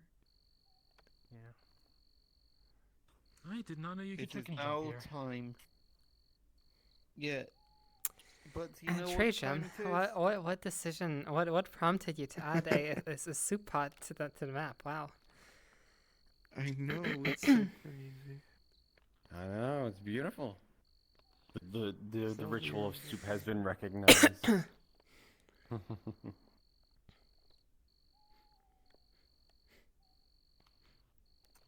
Soup. Ah, yes. This is one of the. I remember the good old days when Sal was still soup, here. soup, He was soup. always a soup can when he was the soup Yeah. tribe. He was always in yes. there. Yep. Okay, I've never alright, had time for dragon soup.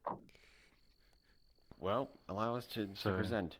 One of the things we always Travis love to do is during breaks like this, we would sit here around the campfire and chant soup, soup, soup, soup, soup. Soup, soup, Yeah. soup, It's soup, hilarious. This is where the break happens. If we're on the way to the neutral ending, because this is about halfway through it. And I really like this map from Vagrant Story because we can see we've got Castletown in the background. Of course, it represents Moravos. We've got like a nice moonlit area, and in the story, of course, this is the point where the brothers actually have a more meaningful moment where they have a chance to sort of open up a bit more. The brother can explain things a bit better. There's a bit of some actual raw emotion coming out, and they share in an old memory. Put that nice sweet music on. They share in the old memory of them discovering a nest of bluebirds in one of the tower wings, which is like one of those towers. So it just sort of grounds it a little bit more. And they named the birds, so they got attached to them, and then the cat found the nest, and it says the mother bird fought fiercely, and then it's just the story's left, and the implication is that the mother died trying to save the baby birds, and the prince really got attached to this sort of nest because we have baby birds and a mother, and in the story we have two brothers and a mother, and it's an intentional direct parallel, and also a little bit of potential foreshadowing because we have a cat, a mother bird, and baby birds, and we have the Inquisitor, which is a cat in the last vision, and we have the mother who is intentionally made out to be the good guy in the story because the prince is projecting the story of the birds onto his own life. In reality, he doesn't know that his mother actually is not such a great woman and has ulterior motives. So it's sort of like it's intentionally misleading foreshadowing because it's from the perspective of the prince who really thinks that, like, well, it's his whole family that are victims here when it's actually just him and his brother, not necessarily his mother. And then there's that sort of, at the end, the promise of like, well, when this is all over, we're going to go to Laodicea, just you and me. And that sort of promise is intentionally the first point where the brother's like, okay, like, we're on the same side. Like, I trust my brother. I see that he's doing things that he doesn't want to do. He's kind of forced to do them for, like, the greater good, so to speak. He's thinking about a Lazarus and what it would mean if something were to happen to them as heirs.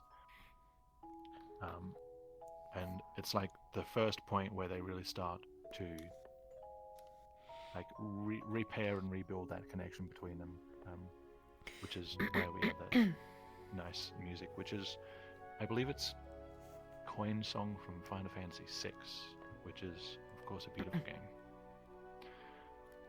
Great game. Any questions about this scene before we move on to the Duke's Wheel? Was there any specific reason for having 3 baby birds rather than 2?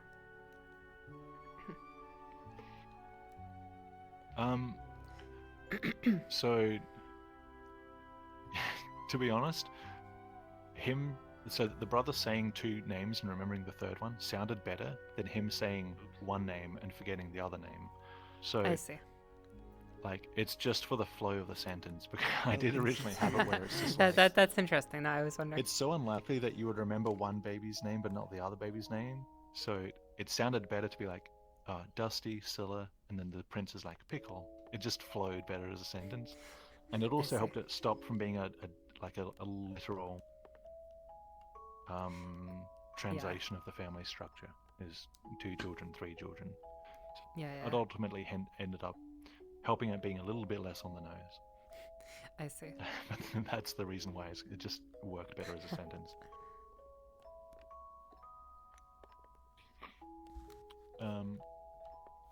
Any other questions? How are we doing for time, by the way? Significant. It is Range 12:32. If you can't press V and your like microphone's button is stuck, you can still use the small menu. Okay, let's go through it. Wait.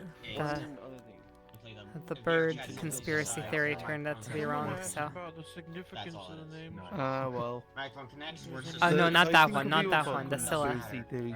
No, the other one. I've had another bird. I've had an actual bird conspiracy theory. For the names, Oh, you know what I did? yeah. I googled like A lot of medieval our bird names or conspiracy something. theories turned out to be Just right, picked guys. ones that sounded good. The button doesn't Yeah. want to Cute. close the Nice. microphone. I also wanted like the name of the third one that the prince says, Pickle. Like that's a pretty pathetic name, but that's intentionally like that's the one that the prince attaches to because that's the one that he feels like most represents him. Is like he sees himself as pathetic, so he attaches to the pathetic bird, and he remembers Pickle. The brother doesn't. He remembers Dusty and Scylla. But yeah, randomly generated names. All right, let's go. Let's go. And that was another one of those transitions that was like you have traveled a lot. Yes. Ah. Where's my spot? There we go. And it looks beautiful. I like that. Mess. The lantern. Hello. Yeah. Oh, you I got always to get to travel with one. You'd be surprised how many worlds I Exactly, visit see? are just are like near pitch black in places. You So want having to I something know, like this is right? always helpful. Kind of just made it a thing I put on all my avatars, even if it doesn't really make sense. It was something about input. It's just helpful. Oh, Oh, yeah, yeah, I got absolutely. your Discord message. What's your radius for yours? I don't know. Reckon It's Gmail's not that power far. or something, whereas internet's It just- I mean, it's mine really is weird to on not have heard of 5, and No, it's not not very bad. bright. No, something. It's enough to where it's Perhaps. useful, but not enough to where it brightens an entire like large 'cause you- cavern. Like normally he would have just like gone on Discord on his phone and let me Yeah. know or something. So something. Still. I don't know. Yeah. I'm He must have lost internet. 10 Most likely. units. Well, Yeah. No, probably because even then, Probably even 5 then, to he would have 10 had cell service. at hazard. Something's come up. Some emergency happened. I don't know. Yeah. I hope he's okay. So, the Duke's Wild is. What can I talk about first? Oh, these maps were a pain in the butt to make. Actually, let's go. I think you can walk straight through. Let's come over here. Yeah, because it's somewhat organic. My And it's all favorite pieced together. tree. It's not like boxy level design. Yeah. Rocks and geometry. So I'm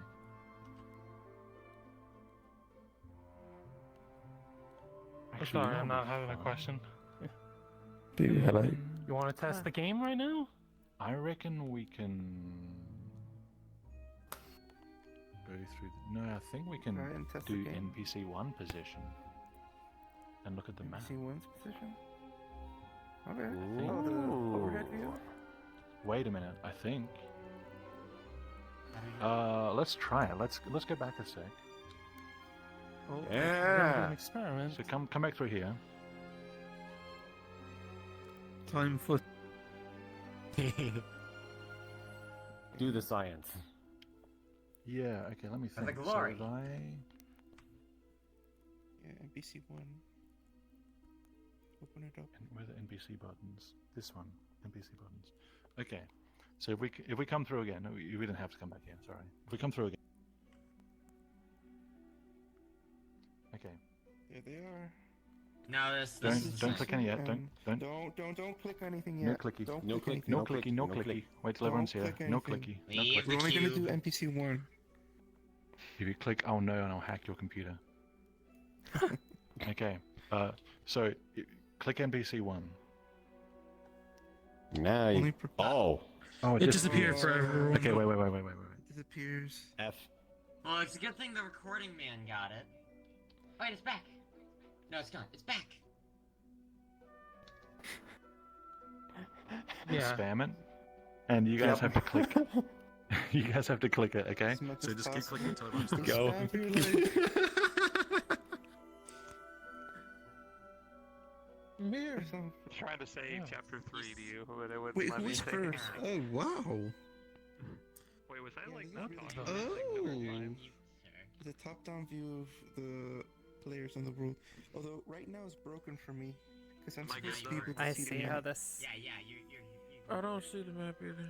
Oh, thank I God. understand. Supposed to be That's able to nice. see the map, and these tires teleport the attacker Oh. to the other Yeah, players. that makes sense. And That is fun a much as the clearer attacker view. is moving around, it's not really a teleport. it's Everyone mostly made it. just, a flame. Oh, it's all Like, fog. it pulls It's in, camera. So it kind of Yeah. It seems like the map got broke. I think it only really works for the first player who comes in.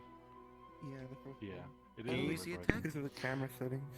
I saw something move So, on the map over here. Yeah. Yeah, it's We could because see when you go people to on the it, map, they but we turn off can't the see the fog. map itself. Yeah. So, I didn't turn There off was the a fog button. project. there is normally. Oh wait, is there? Yeah, this button over here disables the There fog. it is, okay. Oh. Click this one, guys. Oh, there we go. Duh. Now you can actually see the fucking thing. Over here. Over here. Click disable fog. There we go. Turn off the fog, guys. Turn it off. Much clearer. Disable fog.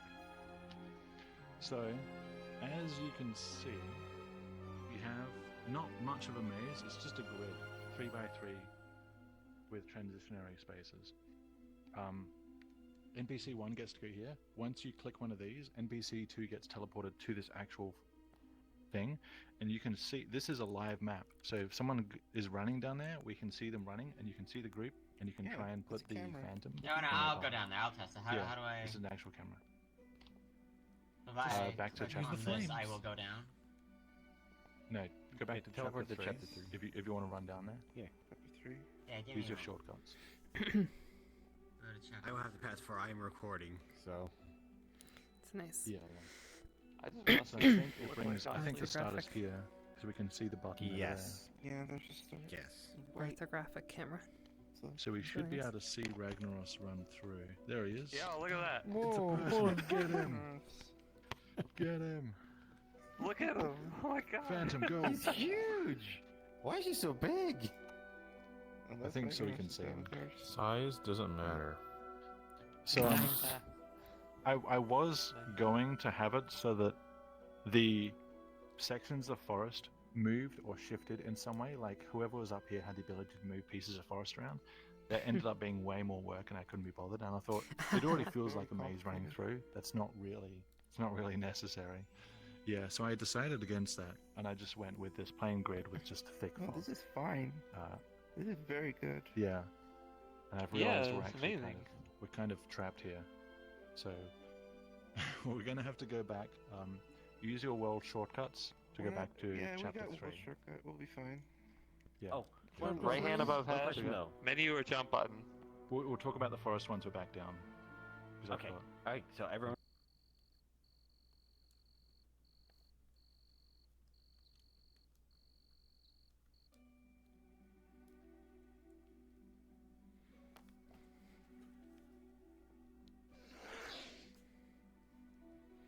Man. You're not John right now. Come on. Man. Man. Man. Oh, somebody needs to go get Ragnaros. Man. Man. Oi, what? Thrill, you got a guiding lantern. Come prepared. Think you can get... Alright, jump back into the forest with me. Let's go. Go this way.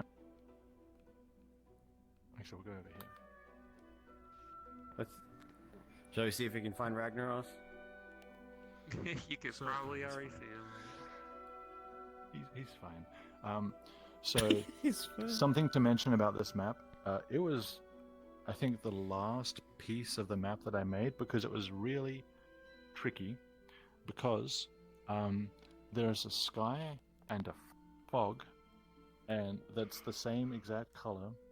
And the edge of the textures here, it doesn't perfectly match, but I got it as close as Unity would allow me to the color here.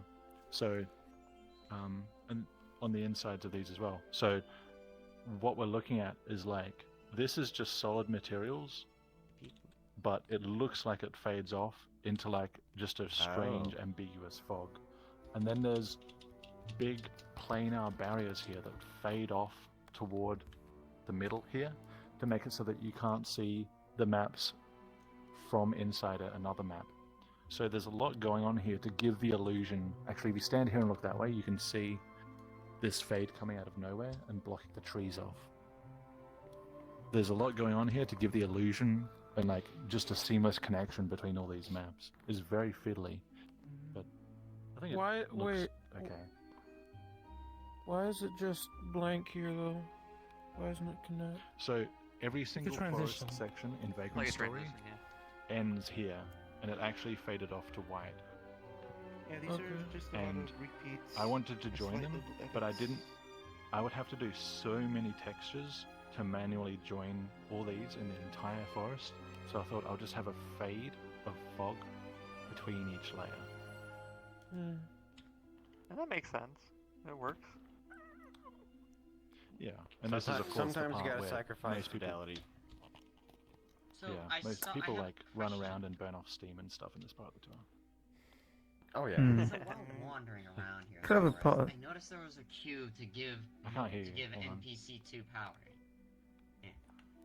There was a Yeah? cube to give NPC2 powers, and then a cube above it to give more NPC2 powers. What does that do? Yeah.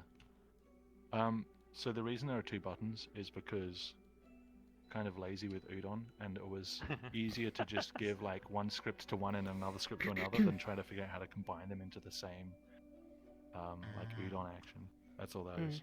So one, I think, makes it so that you have the stun bubble around you, and the other one makes it so that you are the person that gets teleported when NPC 1 clicks a phantom fire on the map. The two main mechanics. Gotcha.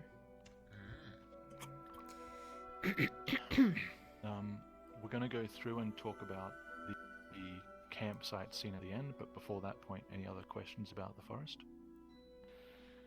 The Mechanical berries question. and the logs Yes, the berry randomized Berries and every logs time. were modeled How? by Jake. Oh, go on. Legit Jake. did those Oh. models. What was your question about them?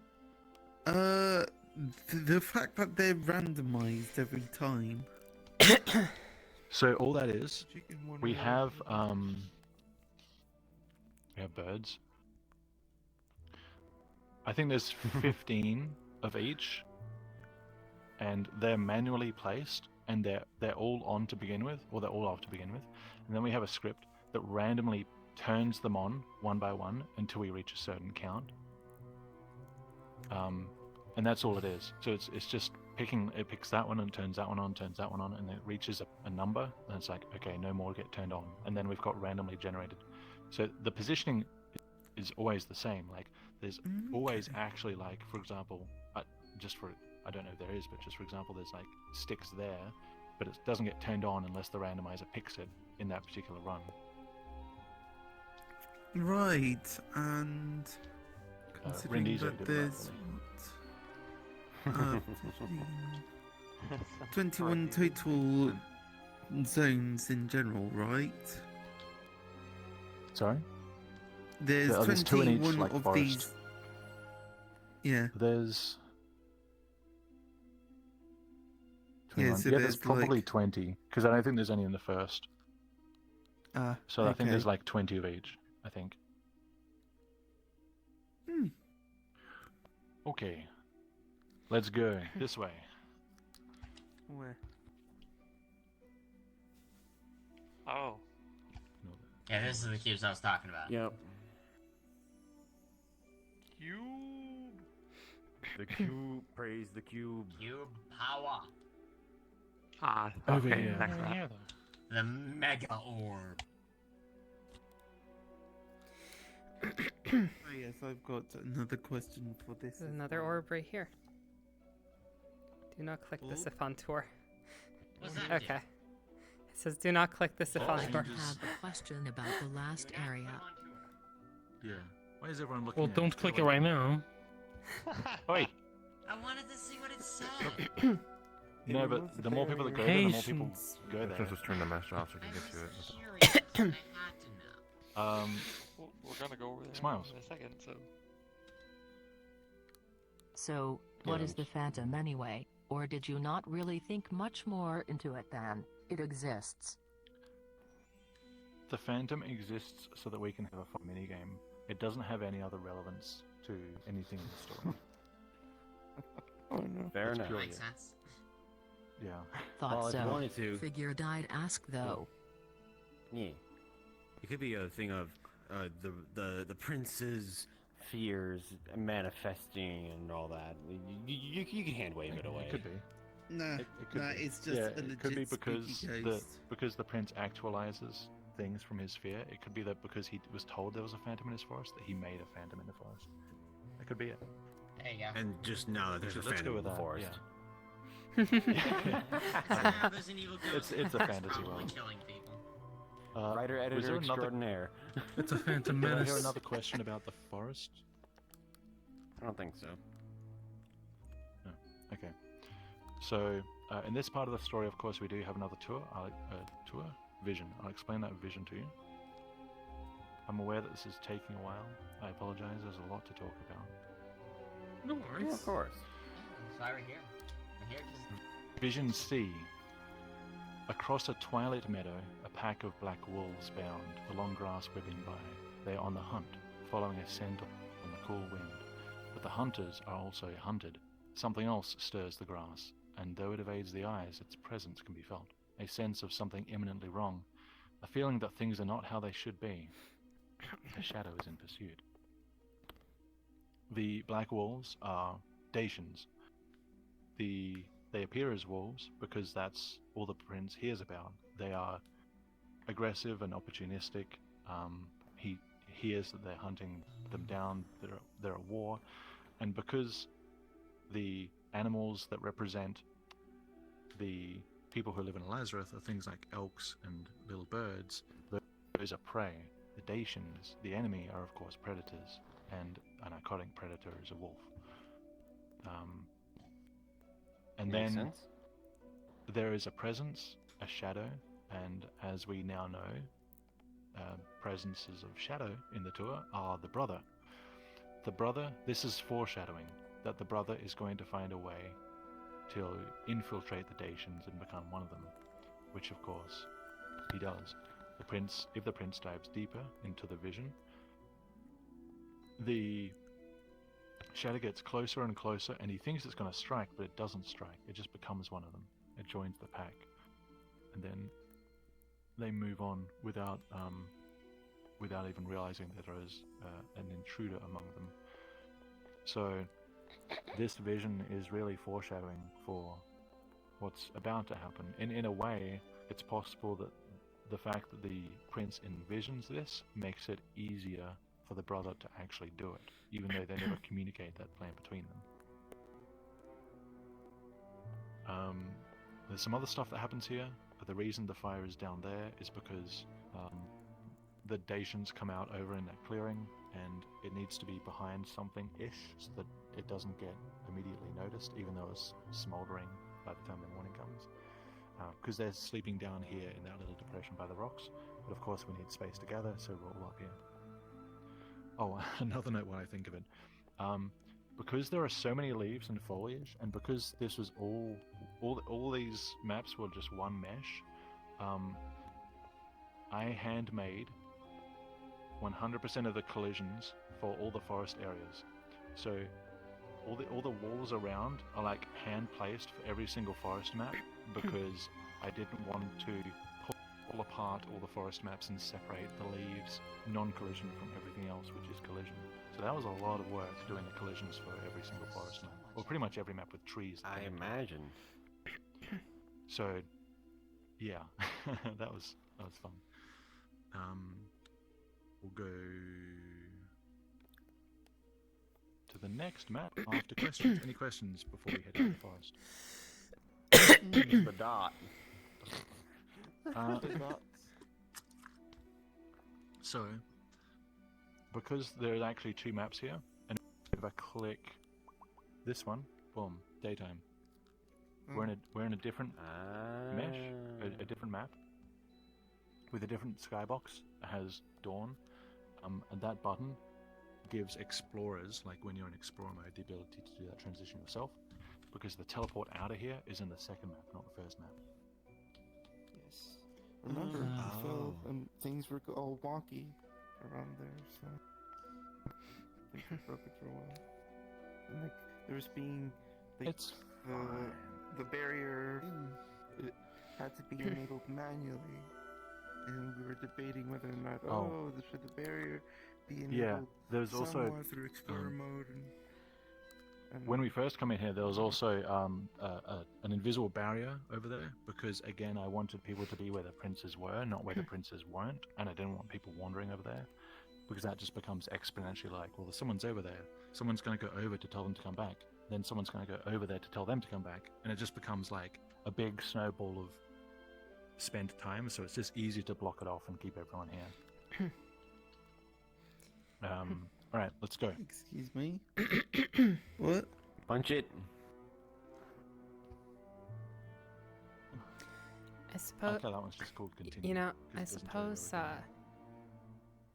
Speaking of skybox, what is the skybox? It has a very interesting painterly You saw clouds. nothing. I pressed the wrong button. Lol. This skybox is a shader that Tail got for me. It's specifically a skybox shader. I can get it. I can get the details for you after if you send me a DM or something. I can find it for you. Sure. I mean, I'm just looking at the effect. It was just kind of like an interesting.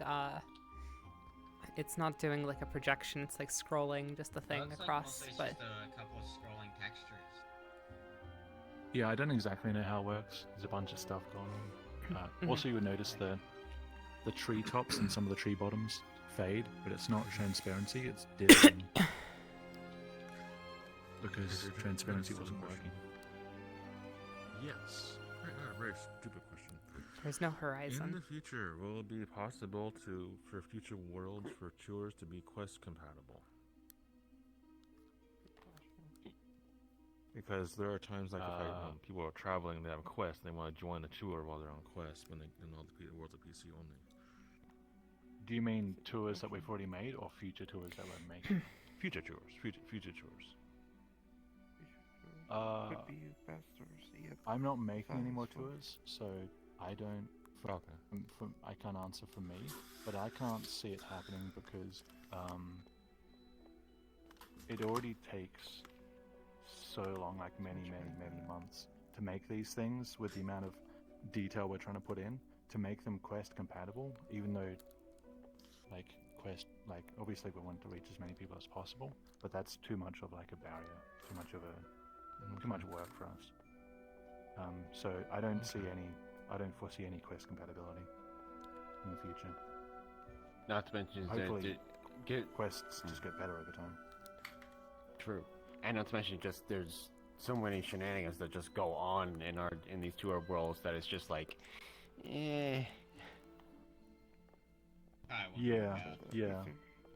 To be specific, I don't know what you mean by shenanigans. I mean, like, ow. Just get slapped by a fish. You haven't met many I mean, quest like, users though, is it?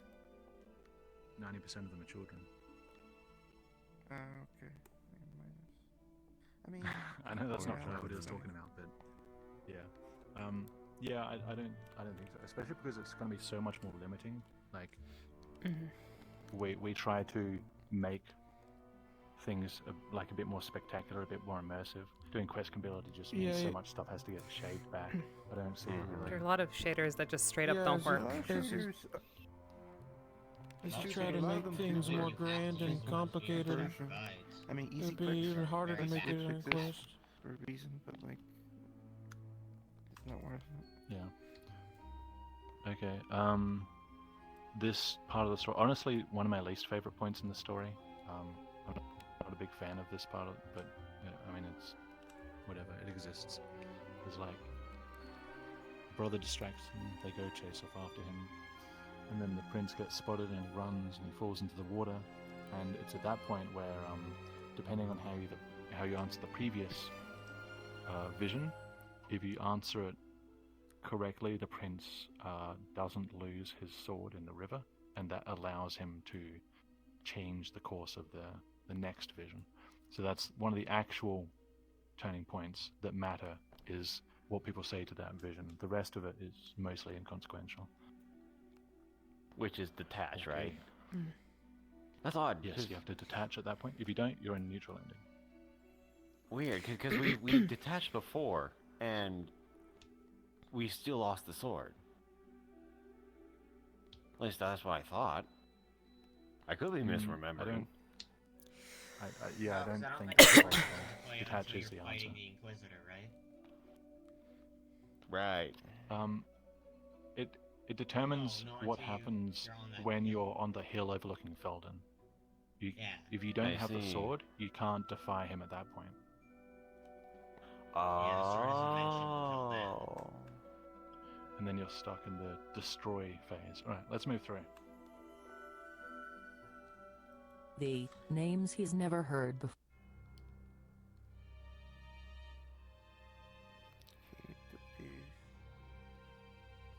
Gotta fix that vertex.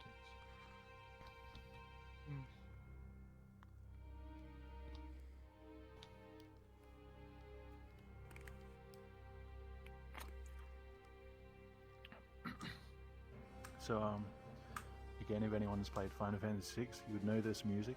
You know the scene that accompanies it. You know how epic it is.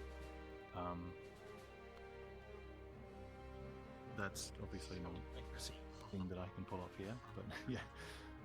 So this part, we have the prince coming into the river, getting washed into town. We have town again. Probably half the buildings don't actually exist. Like that building there, all the buildings over there that block off the end of the water. Lots of buildings in that direction. There's lots that I had to make and fill to close the gaps, so to speak, between these areas. Not much happens at this point in the story, so we'll just go through.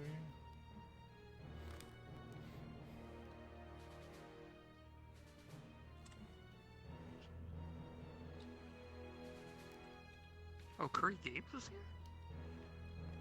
It's pretty good. Okay. Oh, he might So, have joined off of like me. half the rooftops you see Probably, are buildings yeah. that I put in manually just to make the place look bigger and to semi-block the explosion.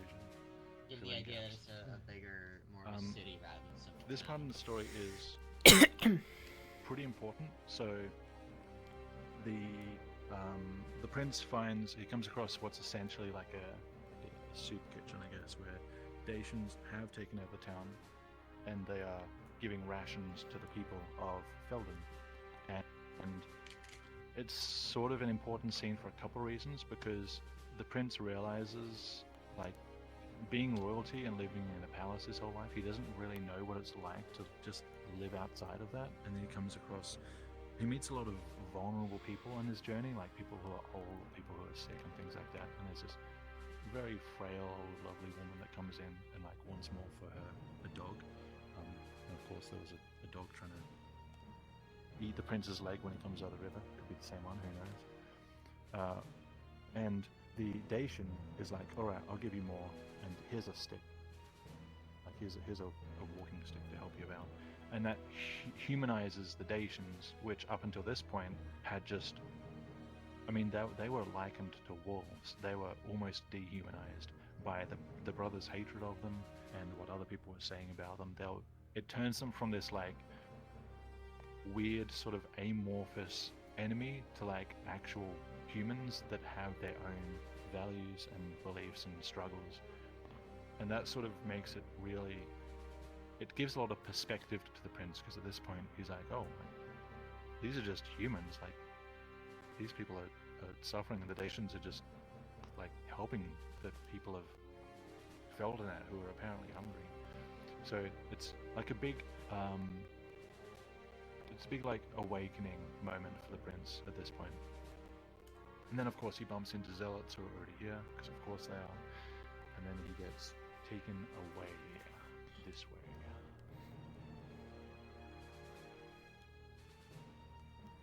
Yeah, all that out there was just open, so I had to fill it in with buildings. Wow.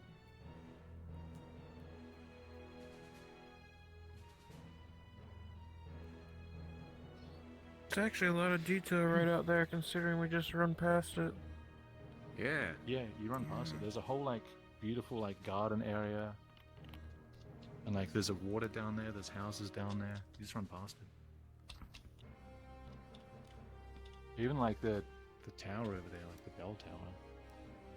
Yeah. Oh, I didn't even know. Yeah. And you'll notice the buildings here are grey. The buildings in Moravos were yellow. You can see I missed a chimney up there. That's the yellow of the Moravos sandstone. Oh, yeah. I missed one. You have to do color But the rest of correction. it, yeah, the rest of it, I actually manually changed it so that it was a different color, so it felt like a different place. More yellow, this is more gray and green. Yeah. I will never be able to Alright, not hidden see temple. that now.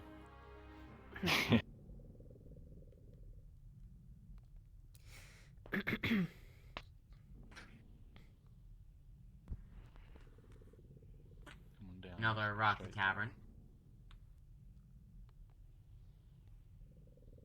Ah, yes.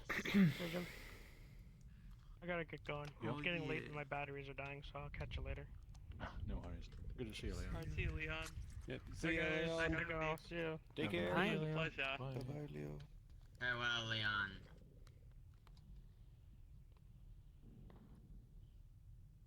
So this, Yes. One of my is- favorite scenes. Yeah. this is a fun little scene, a fun little map. This is the point where we really directly meet the Inquisitor, and he has his little monologue. So, Caught your there's a mom. couple of things to say about the design of this map first. First of all, of course it has to be underground, because underground represents like a downward trend in the story when things get darker and more desperate. And not only that, but we have a unique lighting in this map. The lighting is green. Like, even though the candles, they're like actual orange textures, the light that comes from them is like this really off yellowish green. And if you're interested in game design, you'll know that this kind of off yellowish green is usually used to denote like things that are corrupt, like poison or rot or zombies or undead or things of that nature. So the fact that we're in a place with like off green candles really drills in a like something we haven't seen before, this kind of lighting, but also like this place is wrong. Like, it's not the normal reliable orange firelight. There's no moonlight, there's no daylight. It's just green flames, and that really makes it feel just off and wrong somehow. And then of course we have the wolves aligned with zealots, and we have the prince come in, and the Inquisitor himself is here, and we have that beautiful march music. Where is it from? Suikoden 2. Is it this one?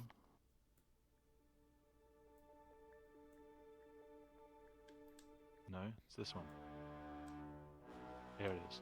This is the theme of Luca Blight from Suikoden 2, who is an absolutely monstrous villain. One of the inspirations for the Inquisitor, actually.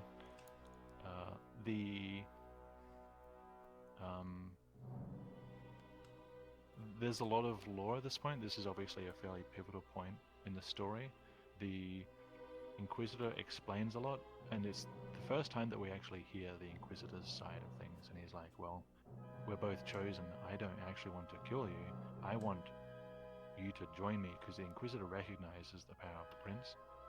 And the Inquisitor's like, well, it's better that I weaponize this kid instead of trying to fight and accidentally become on the receiving end of his insane powers. The Inquisitor recognizes that, and he's smart, so he tries to recruit the Prince and tries to find common ground. And even turns his brother against him. It's like, oh, I want to end Dacians. Your brother hates Dacians. Like, think about what your brother would do if he was here. He would be like, yes, let's get the Dacians. And the Prince just gets manipulated in that way by this very cunning, very formidable opponent that he's facing. And it's also the point where the Prince kind of realizes that his visions bring about the events. He's not just seeing them, he's causing them. And the Inquisitor takes advantage of the shock of that moment, and he's like, oh, well, like, people don't like you. I know that you feel useless, but actually you're the most useful person in the world to me, and I have something for you. Where is it? I have a crown for you. And then a crown drops down from the ceiling. And this crown, of course, is part of a conspiracy between the Inquisitor and the Queen to control the Prince's power. So the Queen has the Master Crown that has influence over the, I guess you could call them slave crowns. And if they knew that the brother was like Shadowborn and had that power, they would be trying to give him a crown as well. But because the brother hides it so well, they don't even know that, so the Prince becomes the main focus and the recipient of this crown. And of course there's nothing you can do to not wear the crown in this story. It's kind of essential. So the crown not only makes the wearer subject to the influence of the Master Crown, which is the Queen, it also amplifies the power. It gives a sort of increased awareness of it. And of course, the more awareness you have over such a power, the more power you would get from it. And from this point, there is a voice occasionally in the Prince's head, especially in the neutral ending and such. That is the Queen talking to him. So those things that the Queen says, the stuff like, you know, nobody wants you, all that kind of stuff. Where is it? Yeah, this is divine justice, divine judgment. Give this miracle to me. You aren't using it. You're a failure, a waste of breath, a waste of everybody's time. The kingdom doesn't need you. Your family doesn't need you. Nobody needs you. Let me go. Not even I want you. That's his mother talking to him. That's the Queen saying that to him. Saying like, I would rather have my son's power than my son. I mean, Which That's fucked. it's pretty nasty. Like she's like the villain under the villain in this story. It's very understated, but it's pretty messed up. Yeah. Wait, where did you pull that text from? Was that in the tour? So in the She said neutral that? ending, In the neutral ending. in the neutral ending, when we're on top of that like fire tower thing, and there's that Yeah. big magic circle, and the Prince is completely within his own head. It's just him, and he doesn't realize it, but it's his mother talking to him in his head, and the Prince is breaking Oh, down, and the mother's just telling like, trying to break him and be like, no, give this body, give this power to me. Like I want to use this fully, because in her mind, such a power will make the kingdom completely secure. Like no one is ever going to mess with Lazarus again. It's going to become the ultimate kingdom, like an empire even. So in her mind, it's like, okay, I lose a son, my kingdom never dies. That's the transaction that she thinks she's making.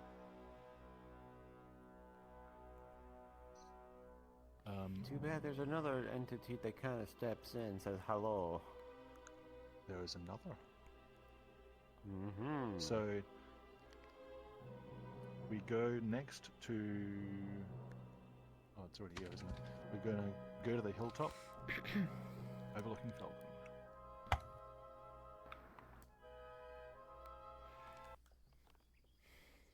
Float off of the bridge. Ah, yeah, this. Yeah. So the priority of this map was to give everyone a potential view of Felden, so I kind of ignored the mesh terrain and just overrode that. And I was like, no, it's more important that people can get a good view. Yeah. And I have an insane amount of buttons around me. I have like 25, 30 buttons around, so this is a very intimidating place for me to sit. I have a very quick question. Because you're Yeah. normally in desktop, and we have the same graphics card. Now that you're in VR, do you see all the little seams in the sky that I do? I don't know what you're talking about. No one knows what I'm talking about. Yeah, there there are. I see them too. Yeah, it's not super. It depends on your resolution. It's down near that line, down near the horizon. Yeah, maybe it's a resolution thing.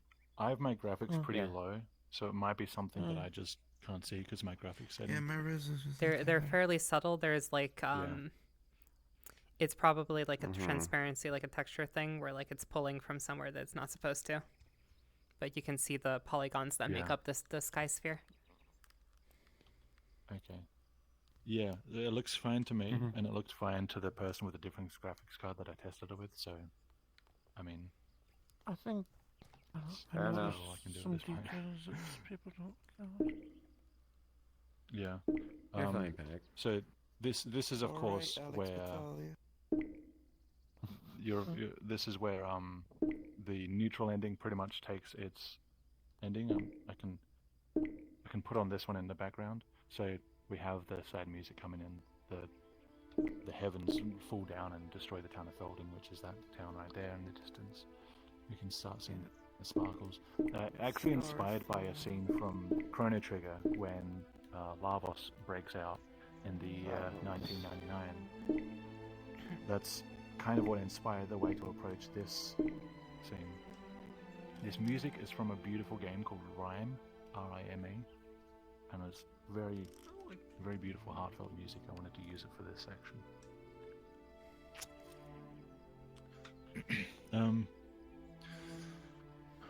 What else can I talk I will about say, here? as far as a traveler goes, This scene hit the hardest as you failed.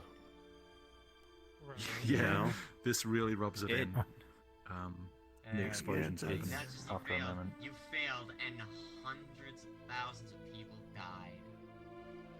Yeah, and not only that, but like the fact that we then go inside the prince's mind as he breaks, the implication is that he stays in there and he continues being a weapon used by Lazarus to do more of this. So it's not just this here, but it's what it says about the future. This is going to keep happening, and he has no choice in the matter. So it's really quite a horrible fate. Yeah. This and all the It stuff really Mars is. said at the This very was end really kind of motivated me to focus on This trying is to the figure out neutral how to get ending. out of this.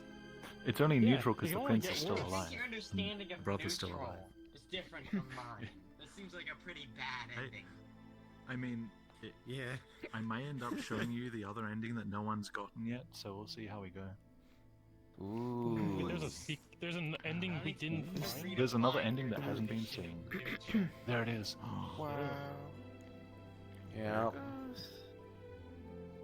Oh, I also noticed. And it's timed with the music as well.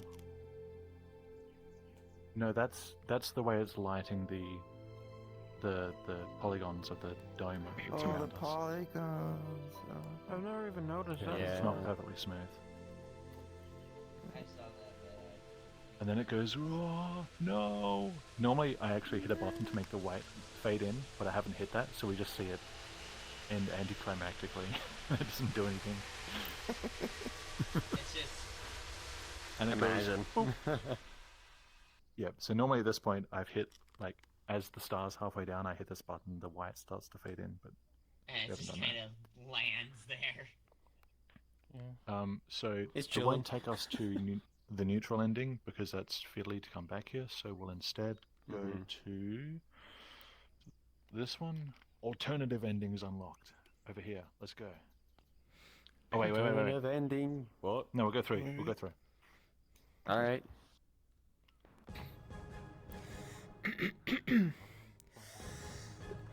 Finish this speech.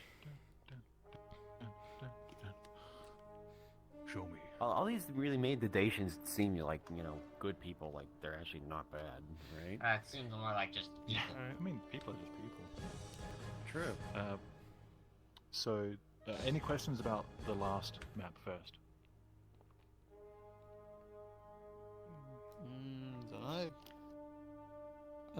Okay. Oh, yes. Yes, I did have one Question. question. What's the bad ending if that's neutral? Yes. Oh, bad endings coming up. So the neutral ending, when Felden is destroyed and the white light fades in, there's actually another map, invisible map around us. The mesh turns off, the new mesh turns on, and we're back on Lake Fort, but it's more like the moment that Lake Fort is being destroyed rather than the aftermath. So we're sitting on like a destroyed tower that's being swallowed by the earth and sea. And then we have like the scene where the prince is basically just losing control of himself as his mother is in his head, like manipulating him out of it. That's the very ending, the neutral ending, yeah. But we've gone down the ultimate path. We've met the Dacians. And there is, of course, the scene at the end of the last one where there's a Dacian that comes up the hill with like a dent in his helmet, and you know where that is. That guy is the Dacian that was outside the gate that the brother threw a rock at so hard that it dented the helmet, and then they chased the brother, and then the brother like got one of them down, knocked him out, or maybe killed him, took the armor, and has the dented helmet on still. So like if you really pay attention, that's how you know it's the brother from the start. But you find out a few scenes later, so it's not a massive twist. Yeah, My more question. Yes. Where the heck did the investigator, the Inquisitor go when he was just wished away? Yeah. Where did the Inquisitor go? Specifically, we don't know, but we do know that it was close enough to Lazarus to get back in. And because the Inquisitor is actually working with the Queen, which we don't know at the time, of course he just gets right back in there. Mm-hmm. So that's all we do. Gotcha. We don't know specifically. Gotcha. Because the Darn, I the thought prince you was would like be panicking and just trying to make him go away. The prince is probably thinking of somewhere that was some sort of close to home. Gotcha. Darn. So he just got RNG'd into a good spot. You could have easily been dropped to the basically. core. The Inquisitor has a spawn point set. More questions? Do you have a question? No, not yet. Okay. And of course, at this point, it's where we sort of get to know another major character, which is the Dacian commander, which kind of represents the Dacians at this point. He has quite a bit of authority in the Dacian War. Was that a question over here? No? Okay. And we have the prince actually stepping up a bit and being like, wait a minute, I'm in a position where I have Dacians here. Whatever I've just realized my power. I can tell them stuff. I can actually influence events here. He really starts getting that sense of being empowered and like instilled with a bit of confidence in himself, and it really starts to shape events once he actually takes hold of the steering wheel of his life. That's when the story actually starts to change, which is fairly major considering that the character's been so utterly meek up to this point, like just going along with anything. He barely even says anything up to this point. Like the amount of words he says out loud, you can count on like both hands and feet. Like he's actually very, very passive for a main character. But because we're in his conflict so much, that's how we engage with him, rather than having him sort of talk and interact with people a lot. The brother does the talking and interacting. The prince just follows along. And then of course we have him where he tells the commander like, oh, actually the Inquisitors destroyed Lake Fort. The Inquisitors are all dead. I can show you their bodies, because he knows that they all got burned in the release of energy that happened in the hidden temple. So, and then there's a big time skip here, which is I don't normally like to do, but I just had to keep the story down. So it's implied that they go to the hidden temple, they go down, they see the bodies, and then they make their way to Elizareth with the intent to sue for peace now that the zealots are gone. Or gone. So we're going to... I need to hit this button. Whoop. Is it over... No, I didn't hit it. I missed. Okay, so that's going to take us back to the palace. Before we go back to the palace, any questions about this section? What game are these assets from, by the way, in this area? This is Vagrant Story as well. The reason the reason it looks so different to the other places is because this is a cutscene in Vagrant Story. This is like the actual parts of the town. Everything's much smaller and condensed. This is obviously really detailed. You can see actual like storefronts and railing and signs and Ah, kind of that makes That's why it looks so sense. different. Yep, it's all Vagrant Story. And that house is like the whatever government building there is in Felden. Am I to take it from the fact that you just ran over there to hit that the like all the transition stuff like isn't on like the menu, it's just like floating around you, like, and that's why you like go to those specific places? Okay, I see. So okay, that makes a lot of in sense. Worlds, That's why... he likes Okay. he likes stuff in menus. I like stuff in the world because I stand up there at the top of the steps and I have a bright orange button up there that says like unlock teleport, and I hit that. And it makes that. I see. So that's I why like you, it in the world. you like stand in the same place every time for that reason. Okay. Yeah, I would show you, but I literally have no way of showing you because it's tied to my username. Of course, yeah. Otherwise, I would. I'll be like, oh, here's the controls. No, I understand. It works. I could take a picture next time I have like a big mess of controls. I can take a picture and put a picture. Here's what the controls look like. It's literally just balls of color. But yeah, we'll go through the next map. I guess it works. I think Gene mentioned that he was like, yeah, he's just got balls all around him.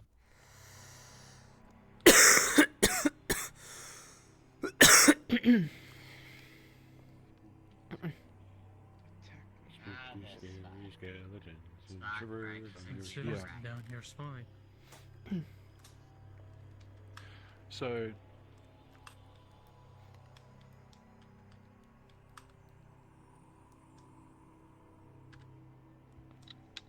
no. All I have is these balls. They're color coded. So orange means it's going to open a teleporter or like manipulate objects in the world. Blue means it's going to change music. Green means it is a fade out for music, and just like and so on. I think a yellow is like a cutscene or something. So this map, there's a big jump in the story back there, which is why it's one of the slower fade outs that happens. And then we have like this is the front courtyard to the prince's home, the palace. But of course, it's not very welcoming. The music is eerie. There's like ominous light everywhere, and I have this contrast again of like orange light on one side and just plain moonlight on the other side that's coming in. Again, I want that contrast of like different lighting styles that represent different things. And in the story, you have the Silver Aegis up here, who is the last thing they have to go through before the Queen. And of course, it's not the Silver Aegis, it's the Inquisitor. So the Inquisitor's already here, and he's got his fingers in everything, and he's like, he's basically looking across this group and being like, well, how can I take advantage of the situation? The Silver Aegis does give like a lingering look to the helmeted Dacian, so we can perhaps infer that at this point the Inquisitor notices that the brother is secretly among them, so he's like, oh, I've got both brothers just came back to me, this is perfect. Like, to him it's all just falling into place, which is why the Silver Aegis, the Inquisitor, is pretty resistant. He's like, well, I'm gonna take the prince to the queen first, and then the commander, the Dacian commander, is like, well, would it be okay if I sent someone in to confirm, like, someone as a witness? Which is what the Inquisitor was hoping for, rather than being like, that guy with the helmet, come in with me. he'll make it the commander's idea so that it doesn't appear suspicious at all. And then the Silver Aegis just feigns apathy and is like, "Yep, him, come through." But he knows he's bringing the brother in. He makes it look like it's the commander's idea. It's very manipulative. I don't think there's anything. There's a black sky, featureless. I don't use the featureless skies very often, but in this one I wanted nothing, just like an empty void. Yeah. You never see stars. You never see the night sky in this. You see like nighttime, but you never see the actual night sky. Interesting to know. Yeah, which makes it juicier when the blood moon comes out. Just pretend I didn't say that. Okay, any questions about this area before we go through the palace? Why so many rooms in the palace? Sorry, that's the next section. Suspense. I wanted to build up that like, oh, there's another room. Oh, there's another room. And also like sometimes I stop before a door and people, if they're new, they're gonna be like, is there gonna be like a boss here? Because this is a big room. It's like a boss room. Oh yeah. This is from a cutscene. Yeah. Yeah, this is a Vagrant story. I think it's the first map that you're in. The very or the first second map. You dare You come attack in. me? There's a couple of like boxes that you hide behind over there or something in the original. The main character hides behind a few boxes there. The window glow I added. The game has none of this window glow. Yeah, I did that myself. Oh, that is beautiful. Oh yeah. Yeah, it's just very nicely done. And a bit of bloom. I wanted this ominous, again feeling of just people could be watching all around, just all these lit windows. Even though it's his home, it feels very hostile. Oh yeah. Really Okay. adds to the atmosphere, I think. I need to open that. Boop. Let's go. I know that's pretty high. You should better.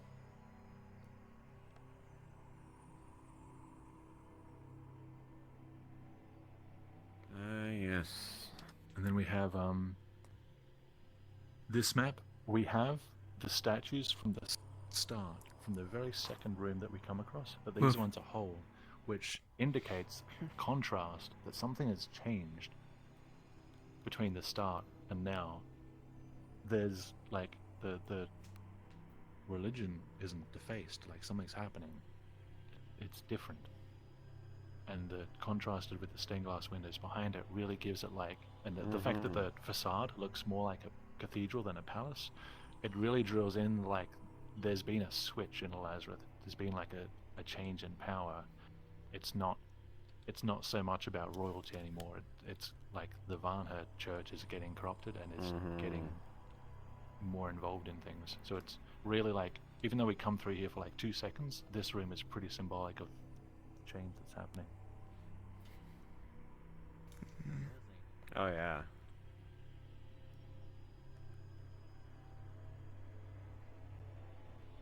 Suspense room number one. Talk about big empty room number one. All the doors. Big empty room number two. Big empty room number two with a red carpet, which is unique because I wanted people to think, is something going to happen here? Yeah. Actually, yeah. I definitely did take note of the carpet. I have to say. It's different. I think that's actually the first red carpet we've seen. The throne room.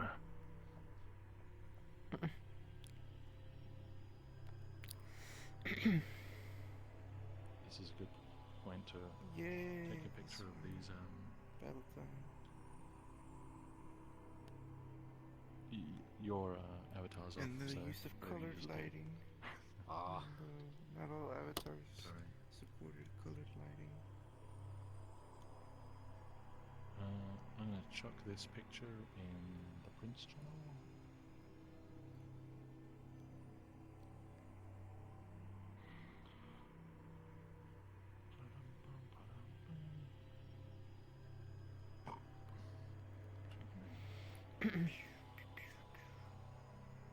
As I immediately pull up Tourist chat. So I just dropped a picture in the Prince channel. You can see the amount of controls I have. You can go left to right or right to left, depending on the map. So the orange one you can see is manipulating objects in the world. The green one is always fade out, so you can make it go fade. The red one starts the blood moon cutscene, that's unique color. The cyan ones are music cues, and the orange ones over on the left are the different endings. So if I hit this one, Thanks. we get the Inquisitor's theme back again. Sorry? Did they cover any? 'Cause I was in your way. To the right of you. No, they're just here. You're good. I can turn the blood moon on, and the red can start coming in. So those windows actually change color. Like there's a hue shift that happens, that the window's animated, and there's of course light here that changes color, and the god rays change color as well. There's no post-processing. It's just lighting and textures and shaders that are changing. Nice. The avatar and then of shaders course have to there's support colored lighting. Yeah, of course. There's this amazing music that I found, which is from Lost Odyssey. I believe it's the final boss theme, Roar of the Departed. Love this. When I first heard it, I was like, this has got to be the fight with the Inquisitor. Especially because there's a point later in where someone starts like rapping in Japanese, and someone in the comments section of that video said, that point in the song sounds like someone casting the longest spell ever. And I was like, oh my god, I love that. So that's like a big reason why I used it. It's so it's a good combination of like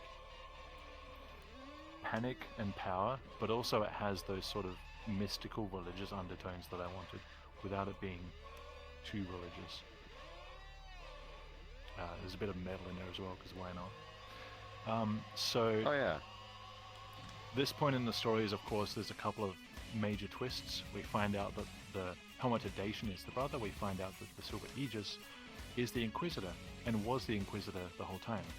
Because he says, the Silver Aegis made the perfect disguise because the only person who would know that the Silver Aegis is dead is the brother, and the brother is not going to tell anyone that the Silver Aegis is dead, because otherwise that would lead to people discovering that he killed the Silver Aegis. So it was the perfect disguise for him to take. And he boasts about that quite openly. And of course we have the Queen on the throne. I know there's no throne. I wasn't going to build that. I ran out of space. Porcelain. Oh no.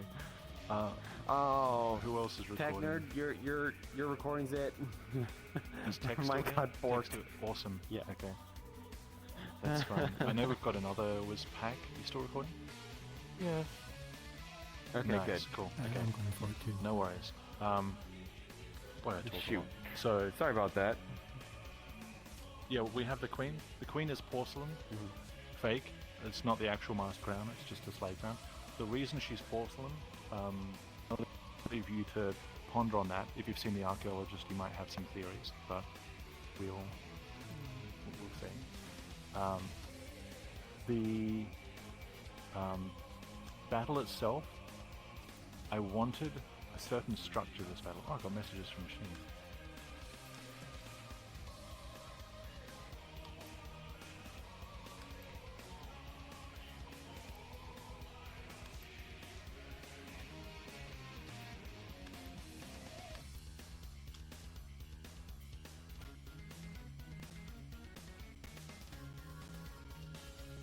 Is he gonna make it? He's fine. Sun coming in. Yeah, everything's good. Yeah, so for the combat, the way I wanted it designed was that there are a sequence of actions that the it's gonna start. Yeah. Yeah, so the sequence of actions that come in, the Inquisitor acts and we react. Oh, I love this part.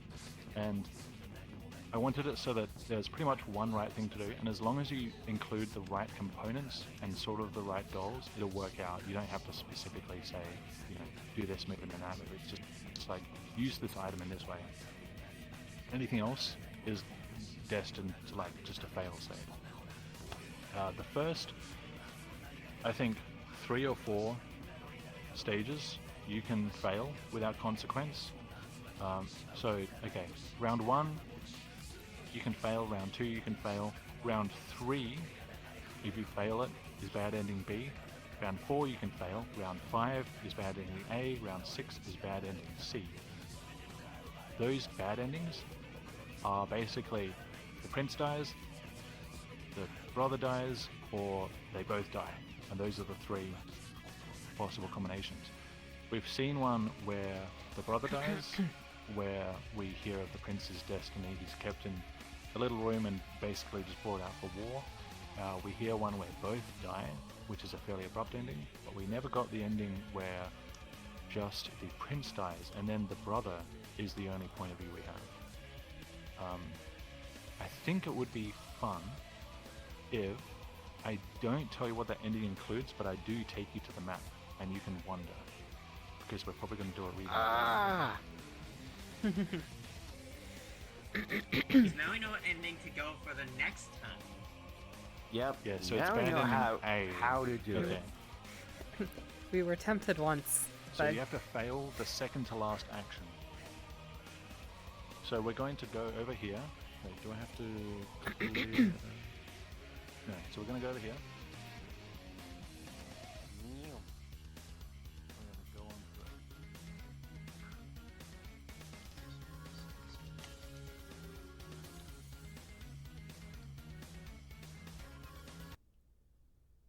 through. See? Oh. We're here. And that's there. Oh no. Oh my The blood moon A is blood moon. Here's a question. So the blood moon is But there I'm not for going a to tell lot you of what different happens here. reasons. I'm not gonna That's, take Let me that. give you a hint. The blood moon is there for a lot of different reasons. Does that If you have want to any know what the significant blood moon's meaning, or is about, it just I blood moon for suggest the sake of you blood moon? look up I think it's pinned in the Travelers chat about the archives. That gives like a bunch of lore, and that explains what the blood moon is. And don't forget this is in Trajan's library. For the, Yeah, the it's ending from the of season 2 season finale. 2. Trajan's library. Indeed. Yes. So this is the bad ending A, and over here is the music.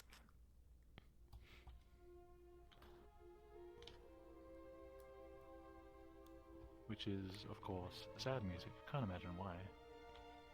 But I'm not going to tell you what happens. We're going to wait until we do a fixed ending. Because it's probably going to do a rerun next time I do this, so you probably won't have to do the trial and error. We'll just say today's bad ending A or something, and then you'll know. Yep, we'll know. And then you'll know. But we're not going to stay And always here, have to because battle. this is terrible. Does everybody see, if you go back into your menu, the finale teleport? Yep. I do. Yep. Yep. Tab, if you're in desktop mode.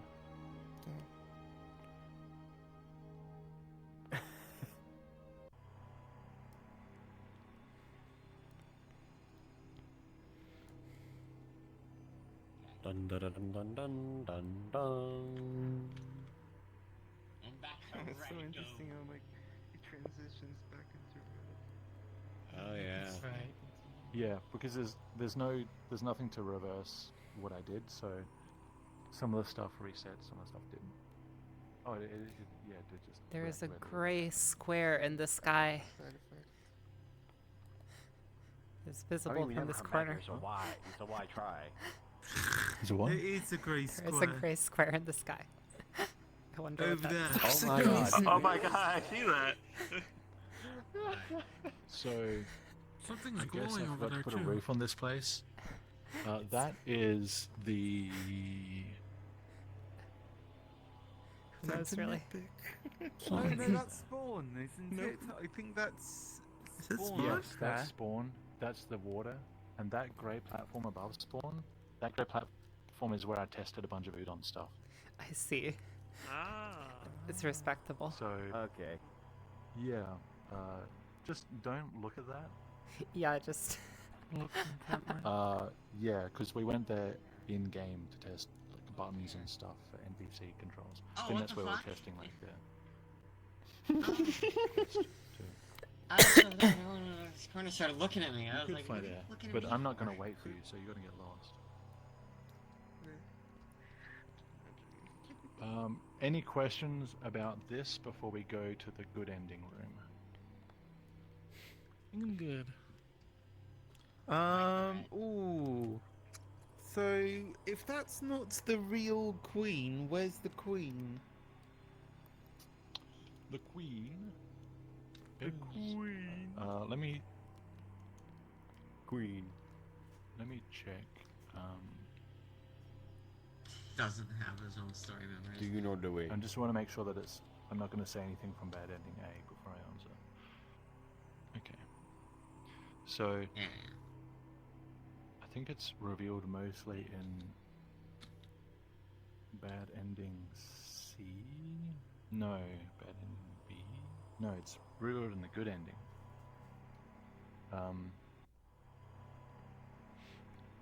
So from when we get to the good ending, the queen was found elsewhere in the castle with a master crown, like remotely controlling things, somewhere safe, probably because she didn't want to be in the path of danger. And from the brother's point of view, she's like sick, and they're trying to help her, and she's like, well, she's. I think they say that she's in the tower. I think. Yeah. Well, and then they she say is that, sick, they're gonna but, you cure their know. mother one day because they think that. Yeah, she is. They think that they don't see their mother as like an actual villain. They see her as like, well, she was used by the Inquisitor. She needs help. There's something like curable wrong with her that we need to fix. That's their perspective on it, or at least what the brother says. So she is nearby. Okay, right. Any other Cool. questions?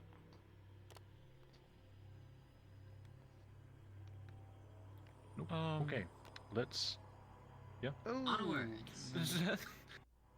I know that the story ends there, but doesn't that mean if that woman's still around, wouldn't that be like a concern? In the good ending? She is evil. Yeah. In the good ending, she's locked away. Oh, she's locked away. She's like detained. Ah. Yeah. I don't remember if it made it into the final script, but there was a point where they referenced that she's in a tower where like mad people are kept. It's like a tower for people who are unsafe. Yeah. A tower of the insane. An asylum tower or something like that. So we're gonna go to the good ending, which is over this side.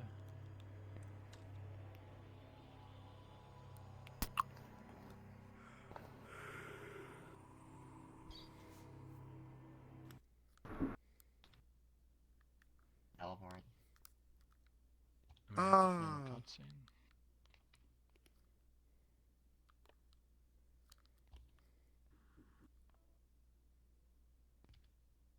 We have a beautiful AI-generated city. Oh, I really? wasn't going to paint that by hand. I couldn't Very find a elegant. picture for it. Yeah. Wait, so you use ChatGPT to program this? Yeah, use ChatGPT. It wasn't ChatGPT. It was some other. I think it was Stable Diffusion. That background texture. For the No, city. really? You use Stable Diffusion to create? Yeah, I use Stable Diffusion for the poster as well, like the princes and the tower art. Stable Diffusion. I mean I modified a bunch. I like used my artistic skills to make it look good, but yeah, used AI assisted art. So in this point, we have the part. There's a bit of a time skip again, and the brother has become king. He's actually taken his place, his rightful place. He's no longer the heir, and the prince is still kind of potting around, doesn't really have a place. I guess I don't really need to summarize the events that happen, or probably have more impact when you go through. But there is a lot of this is the point in the story where the because there are two protagonists. That both brothers are protagonists. We only have the point of view of one of them, except for bad ending A, because I wanted us to be in one mind, even though we're following two brothers. And this is the point where like the brothers kind of acknowledge that things are really messed up, and yet the older brother, the king, has found a way to find hope again, which has been absent for pretty much this entire tour. Like, there's nothing about hope up until this point. It's just people reacting to things, people acting based on emotional ignorance, or just making poor decisions, or being forced to make poor decisions. There isn't really, until this point, any of that like any of that sense of I think we can really, like, I really truly believe that we can make good come of this. This is the first point in the story where that notion is even brought up. And of course it's represented by the cutscene that happens, which, let's see, I don't remember the order to push these in. Hang on, where are my notes? This one, okay. So for the first time in the story, I intentionally withheld blue sky for the whole story, purely for this moment, where you get to see the blue sky and the sun, and it shines down on everyone. And this is like the first moment where you're really truly bathed in like sunlight, which represents, I mean, it really represents hope. It's been absent this whole time. It's what's been missing in it. It's kind of, it's sort of, I used sunlight as a symbol for hope because with all the things that cause people to become trapped in despair, like being stuck indoors or feeling alone or isolated or anxious or all these things, there are so many things that we do to distract ourselves. Like we can use games or movies or media or VR and all these different ways to sort of replace things that are missing in our lives. But the one thing that can never be replaced is the feeling of standing in actual sunlight, in fresh air. There is no substitute for that. It is irreplaceable. It is, I would go so far as to say it is something that is sacred. Like it is just something that we can, in my opinion, we can never hope to replicate. The feeling of standing outdoors in the sun, you cannot replicate. It is the most grounding thing, and that's why I chose to use it to symbolize hope in this story, because that's that's what I believe about the sun. And it's also medically proven that sunlight literally just does that for you. Makes you feel. I mean, there have been actual studies that sunlight's amazing. Yeah, being in sunlight helps not cure, but at least lessen things like depression and whatnot. It's actually been sunlight's proven. Amazing. And this is like a nod to that fact, among other things. That's why I use sunlight. And it's also like, it's a trope, right? The sun comes out, everything's okay. But I think that's why people really relate to that trope, is because the sun actually does have that power. And of course there's really nice music, which there's actually two songs that play here. This music is from Violet Evergarden, which, if you want to watch an anime to just like make you cry, I would suggest this one. It's very heartfelt and beautiful music, just in complete contrast to everything else in the tour. Just beautiful, hopeful music that soars. And then of course I can hit that to have like the end. Just this complete sense of finality.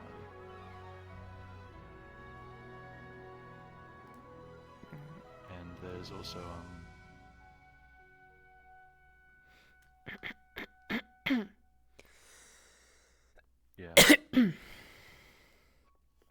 the music keeps going, but it's like very soft. And then at the end, they're basically like the brother offers his hand, the king offers his hand. It says in the script the king looks back, and it's the first time the brother's referred to as the king, so he really takes his place. And he offers his hand, and the prince takes it. And that's just symbolic of just everything has come to a close. Like, they're brothers again, they've reunited, they have hope. The kingdom has a future, and all those people that we've met, all those people who are vulnerable and in war and sick, all those people now have hope in the form of these two brothers.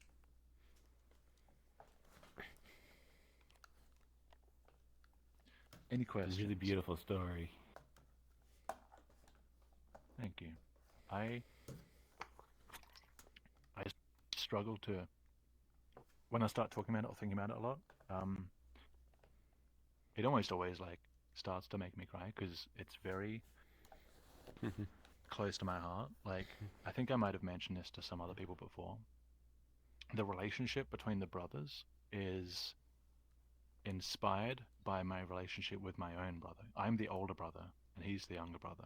So in a way, writing this story from the younger brother's viewpoint was a way of sort of putting myself in my shoes of the younger brother, and the way that, like, as a younger brother, you like idolize people who are above you, like whether it's a parent or a mentor or you, like an older brother or sister, you like idolize people. And I really tried to put myself in that, and the way that the older brother is initially seen as perfect by the younger brother, but ultimately is very, very flawed and human as the story progresses. That's kind of like the way I see in my own life that my younger brother went from idolizing me to realizing that I just make mistakes like everyone else. I'm full of flaws and weaknesses and that, and I have strengths to balance it out and stuff. And that coming to terms with someone's humanness and accepting it is like what truly makes that relationship special. Yeah, exactly. No one's perfect, you know, because, you know, kind of from my point of view, I lost my brother. I was the young one, but I lost my brother in 2011, and I looked up to him, you know, a lot. You know, he had he had life figured out. I looked up to him, and I lost him at kind of a difficult time, you know, in my life back then. Yeah. But you know, yeah. Yeah, and I'm flawed. He was flawed, but no one's perfect. You know, I can't. You know. There's no absolutely like no one can make any like perfect and no mistakes, nothing. No, that's not possible. You know, people make mistakes. Yeah, they're flawed. Yeah, that's why.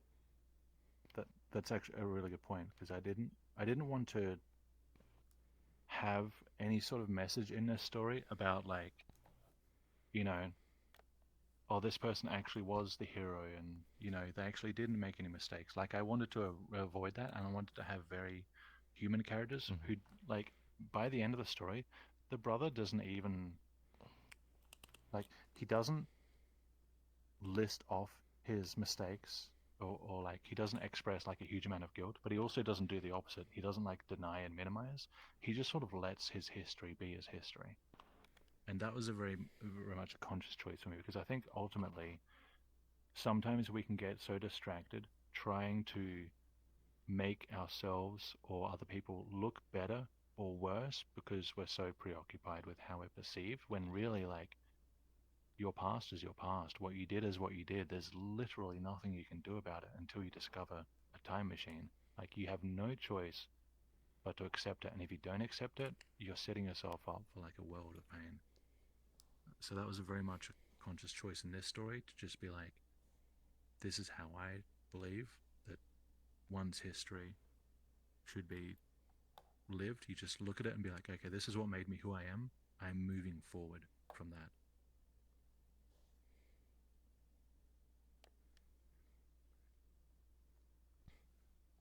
Oh, any more questions? No. Nothing comes to mind. It's absolutely beautiful, Trey.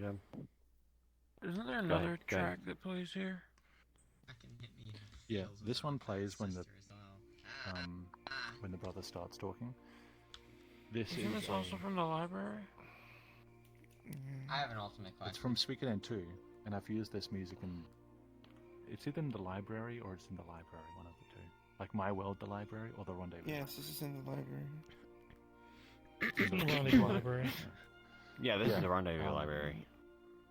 And like I was wondering. This is if from there's Suikoden 2. This is like a remix of it. It's not. It's just because I love the song so much. It's not connected to the Rendezvous. It's just like I couldn't find a better song to fit this moment. This sort of like bittersweet, like shy hopefulness that this song brings up to me. I just couldn't find a better one. It is. Yeah. It is. Yeah, any more questions? Or comments, or anything? How about we Because get- this is pretty much the end. How will we get a screenshot? Mabel, Um, you have a question? so, yeah, you mentioned how many hours you've put into this. How do you see it through to the end, and how do you not get bogged down in making things perfect? Because it seems like you have a lot of details here, like a lot of really, really great details. How do you balance that with, seeing it through to the end? Oh boy. That is a big question. That's a really good question. That's a big one. That's a very big one. I think the honest answer is that I don't. Like, I pointed them out. You saw I did make mistakes. The perfectionism is not a strength or weakness. It's a tool. If you use one tool too often, you miss the opportunity to utilize other tools. So, for me, it was a case of like allowing some perfectionism in and allowing myself to spend like 100 hours fine-tuning the city of Morelos, whatever it was, and then coming to a point where it's like, okay, without judging myself for being perfectionistic, I'm now choosing to ignore that perfectionism and decide that it's done. I'm just like, okay, it has to be a conscious choice. I'm saying it's done. Yes, it's not perfect. Yes, I'm gonna want to keep working on it. But I'm deciding that it's done and I'm moving on from it. So there isn't any of that like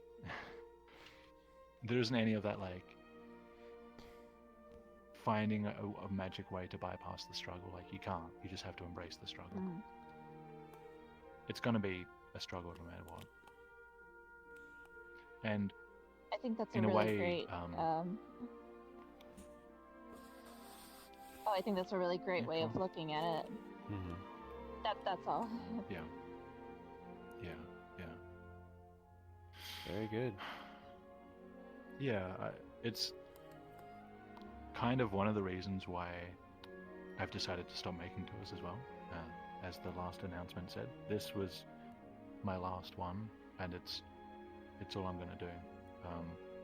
I didn't say this at the start, but when I started working on this story, I always had an idea for two brothers. I always had an idea of them having some sort of struggle against like a dark, oppressive environment and story. I rewrote the story so many times. I came pretty close to using Trail's assets, as Nick would know. We talked about that at one point. Ultimately decided on Vagrant story instead, but I think I wrote like I planned maybe 4 or 5 pretty different tours before I settled on this story, and that took quite a lot of time. One of the ideas I had, an early idea, was that there would be like a childhood phase, like a time skip of 5 years, and then there would be like a young adult phase, and whatever you did in the first phase influenced the second phase. And I had another idea where like the prince was more of a mage, and you could choose which spells to learn, and that would influence the choices you could make later on. So I had all these ideas that I tried them, but I didn't force them, because sometimes you get to a point where it's like, okay, I love this idea, but despite my love for the idea, I'm going to let it go because it's not working. It's about recognizing, okay, I'm just forcing this. It's not going to work. I'm going to move on and let the story start to tell itself, go back to something more fundamental, which is just a whole bunch of trial and error. And even though I had so much fun making this world, it's not something I think that I can pull out again for like, I don't know, decades. It just took so much out of me. That's understandable, Trajan. I'm glad I did it. Yeah. And we are as well. I'm glad I did it. Yep. We were glad to have you for the Thank you time that we did. Still going on tours. Yeah. Still grateful that you made these tours. They've been really amazing, man. Heck, I remember my first tour was the premiere of The Agent, and that was like blew my mind back then. The Agent. Yeah. Yeah. That's a good one. Stepping off That was a silly lake. at times. I quite like it. I've still never seen the original Agent route. Maybe. I ran The Agent for like a year almost. Yeah. Took a while. Yeah. That's my bad. Took us quite a while to get the good ending for that one. Freaking ciphers. Yeah. Yeah. Oftentimes. Yeah. Mine was a scavenger too. I'm just going to bring this event to like a more of a formal close, and then just whoever wants to hang out and keep chatting can do so. But this is the end of the tour group commentary. We'll take a group photo in just a second. So stick around for that group photo. But thank you very much, guys, for coming and listening. This is a very exclusive event. I'm not going to go through this again. So consider yourselves enlightened. You have all the insight I could think of. The Prince. You did amazing. Thank you for coming and for listening and for being travelers. Well done, Trajan. Let's take a group photo. Thank you, Trajan, Amazing for giving us job. such an This is totally gotta be your magnum opus, so it's a hell of a note to end on. I appreciate that. Alright, group Yeah, photo, I got guys. for the Come up entire here, recording either without side of me, crashing. and we'll face that way.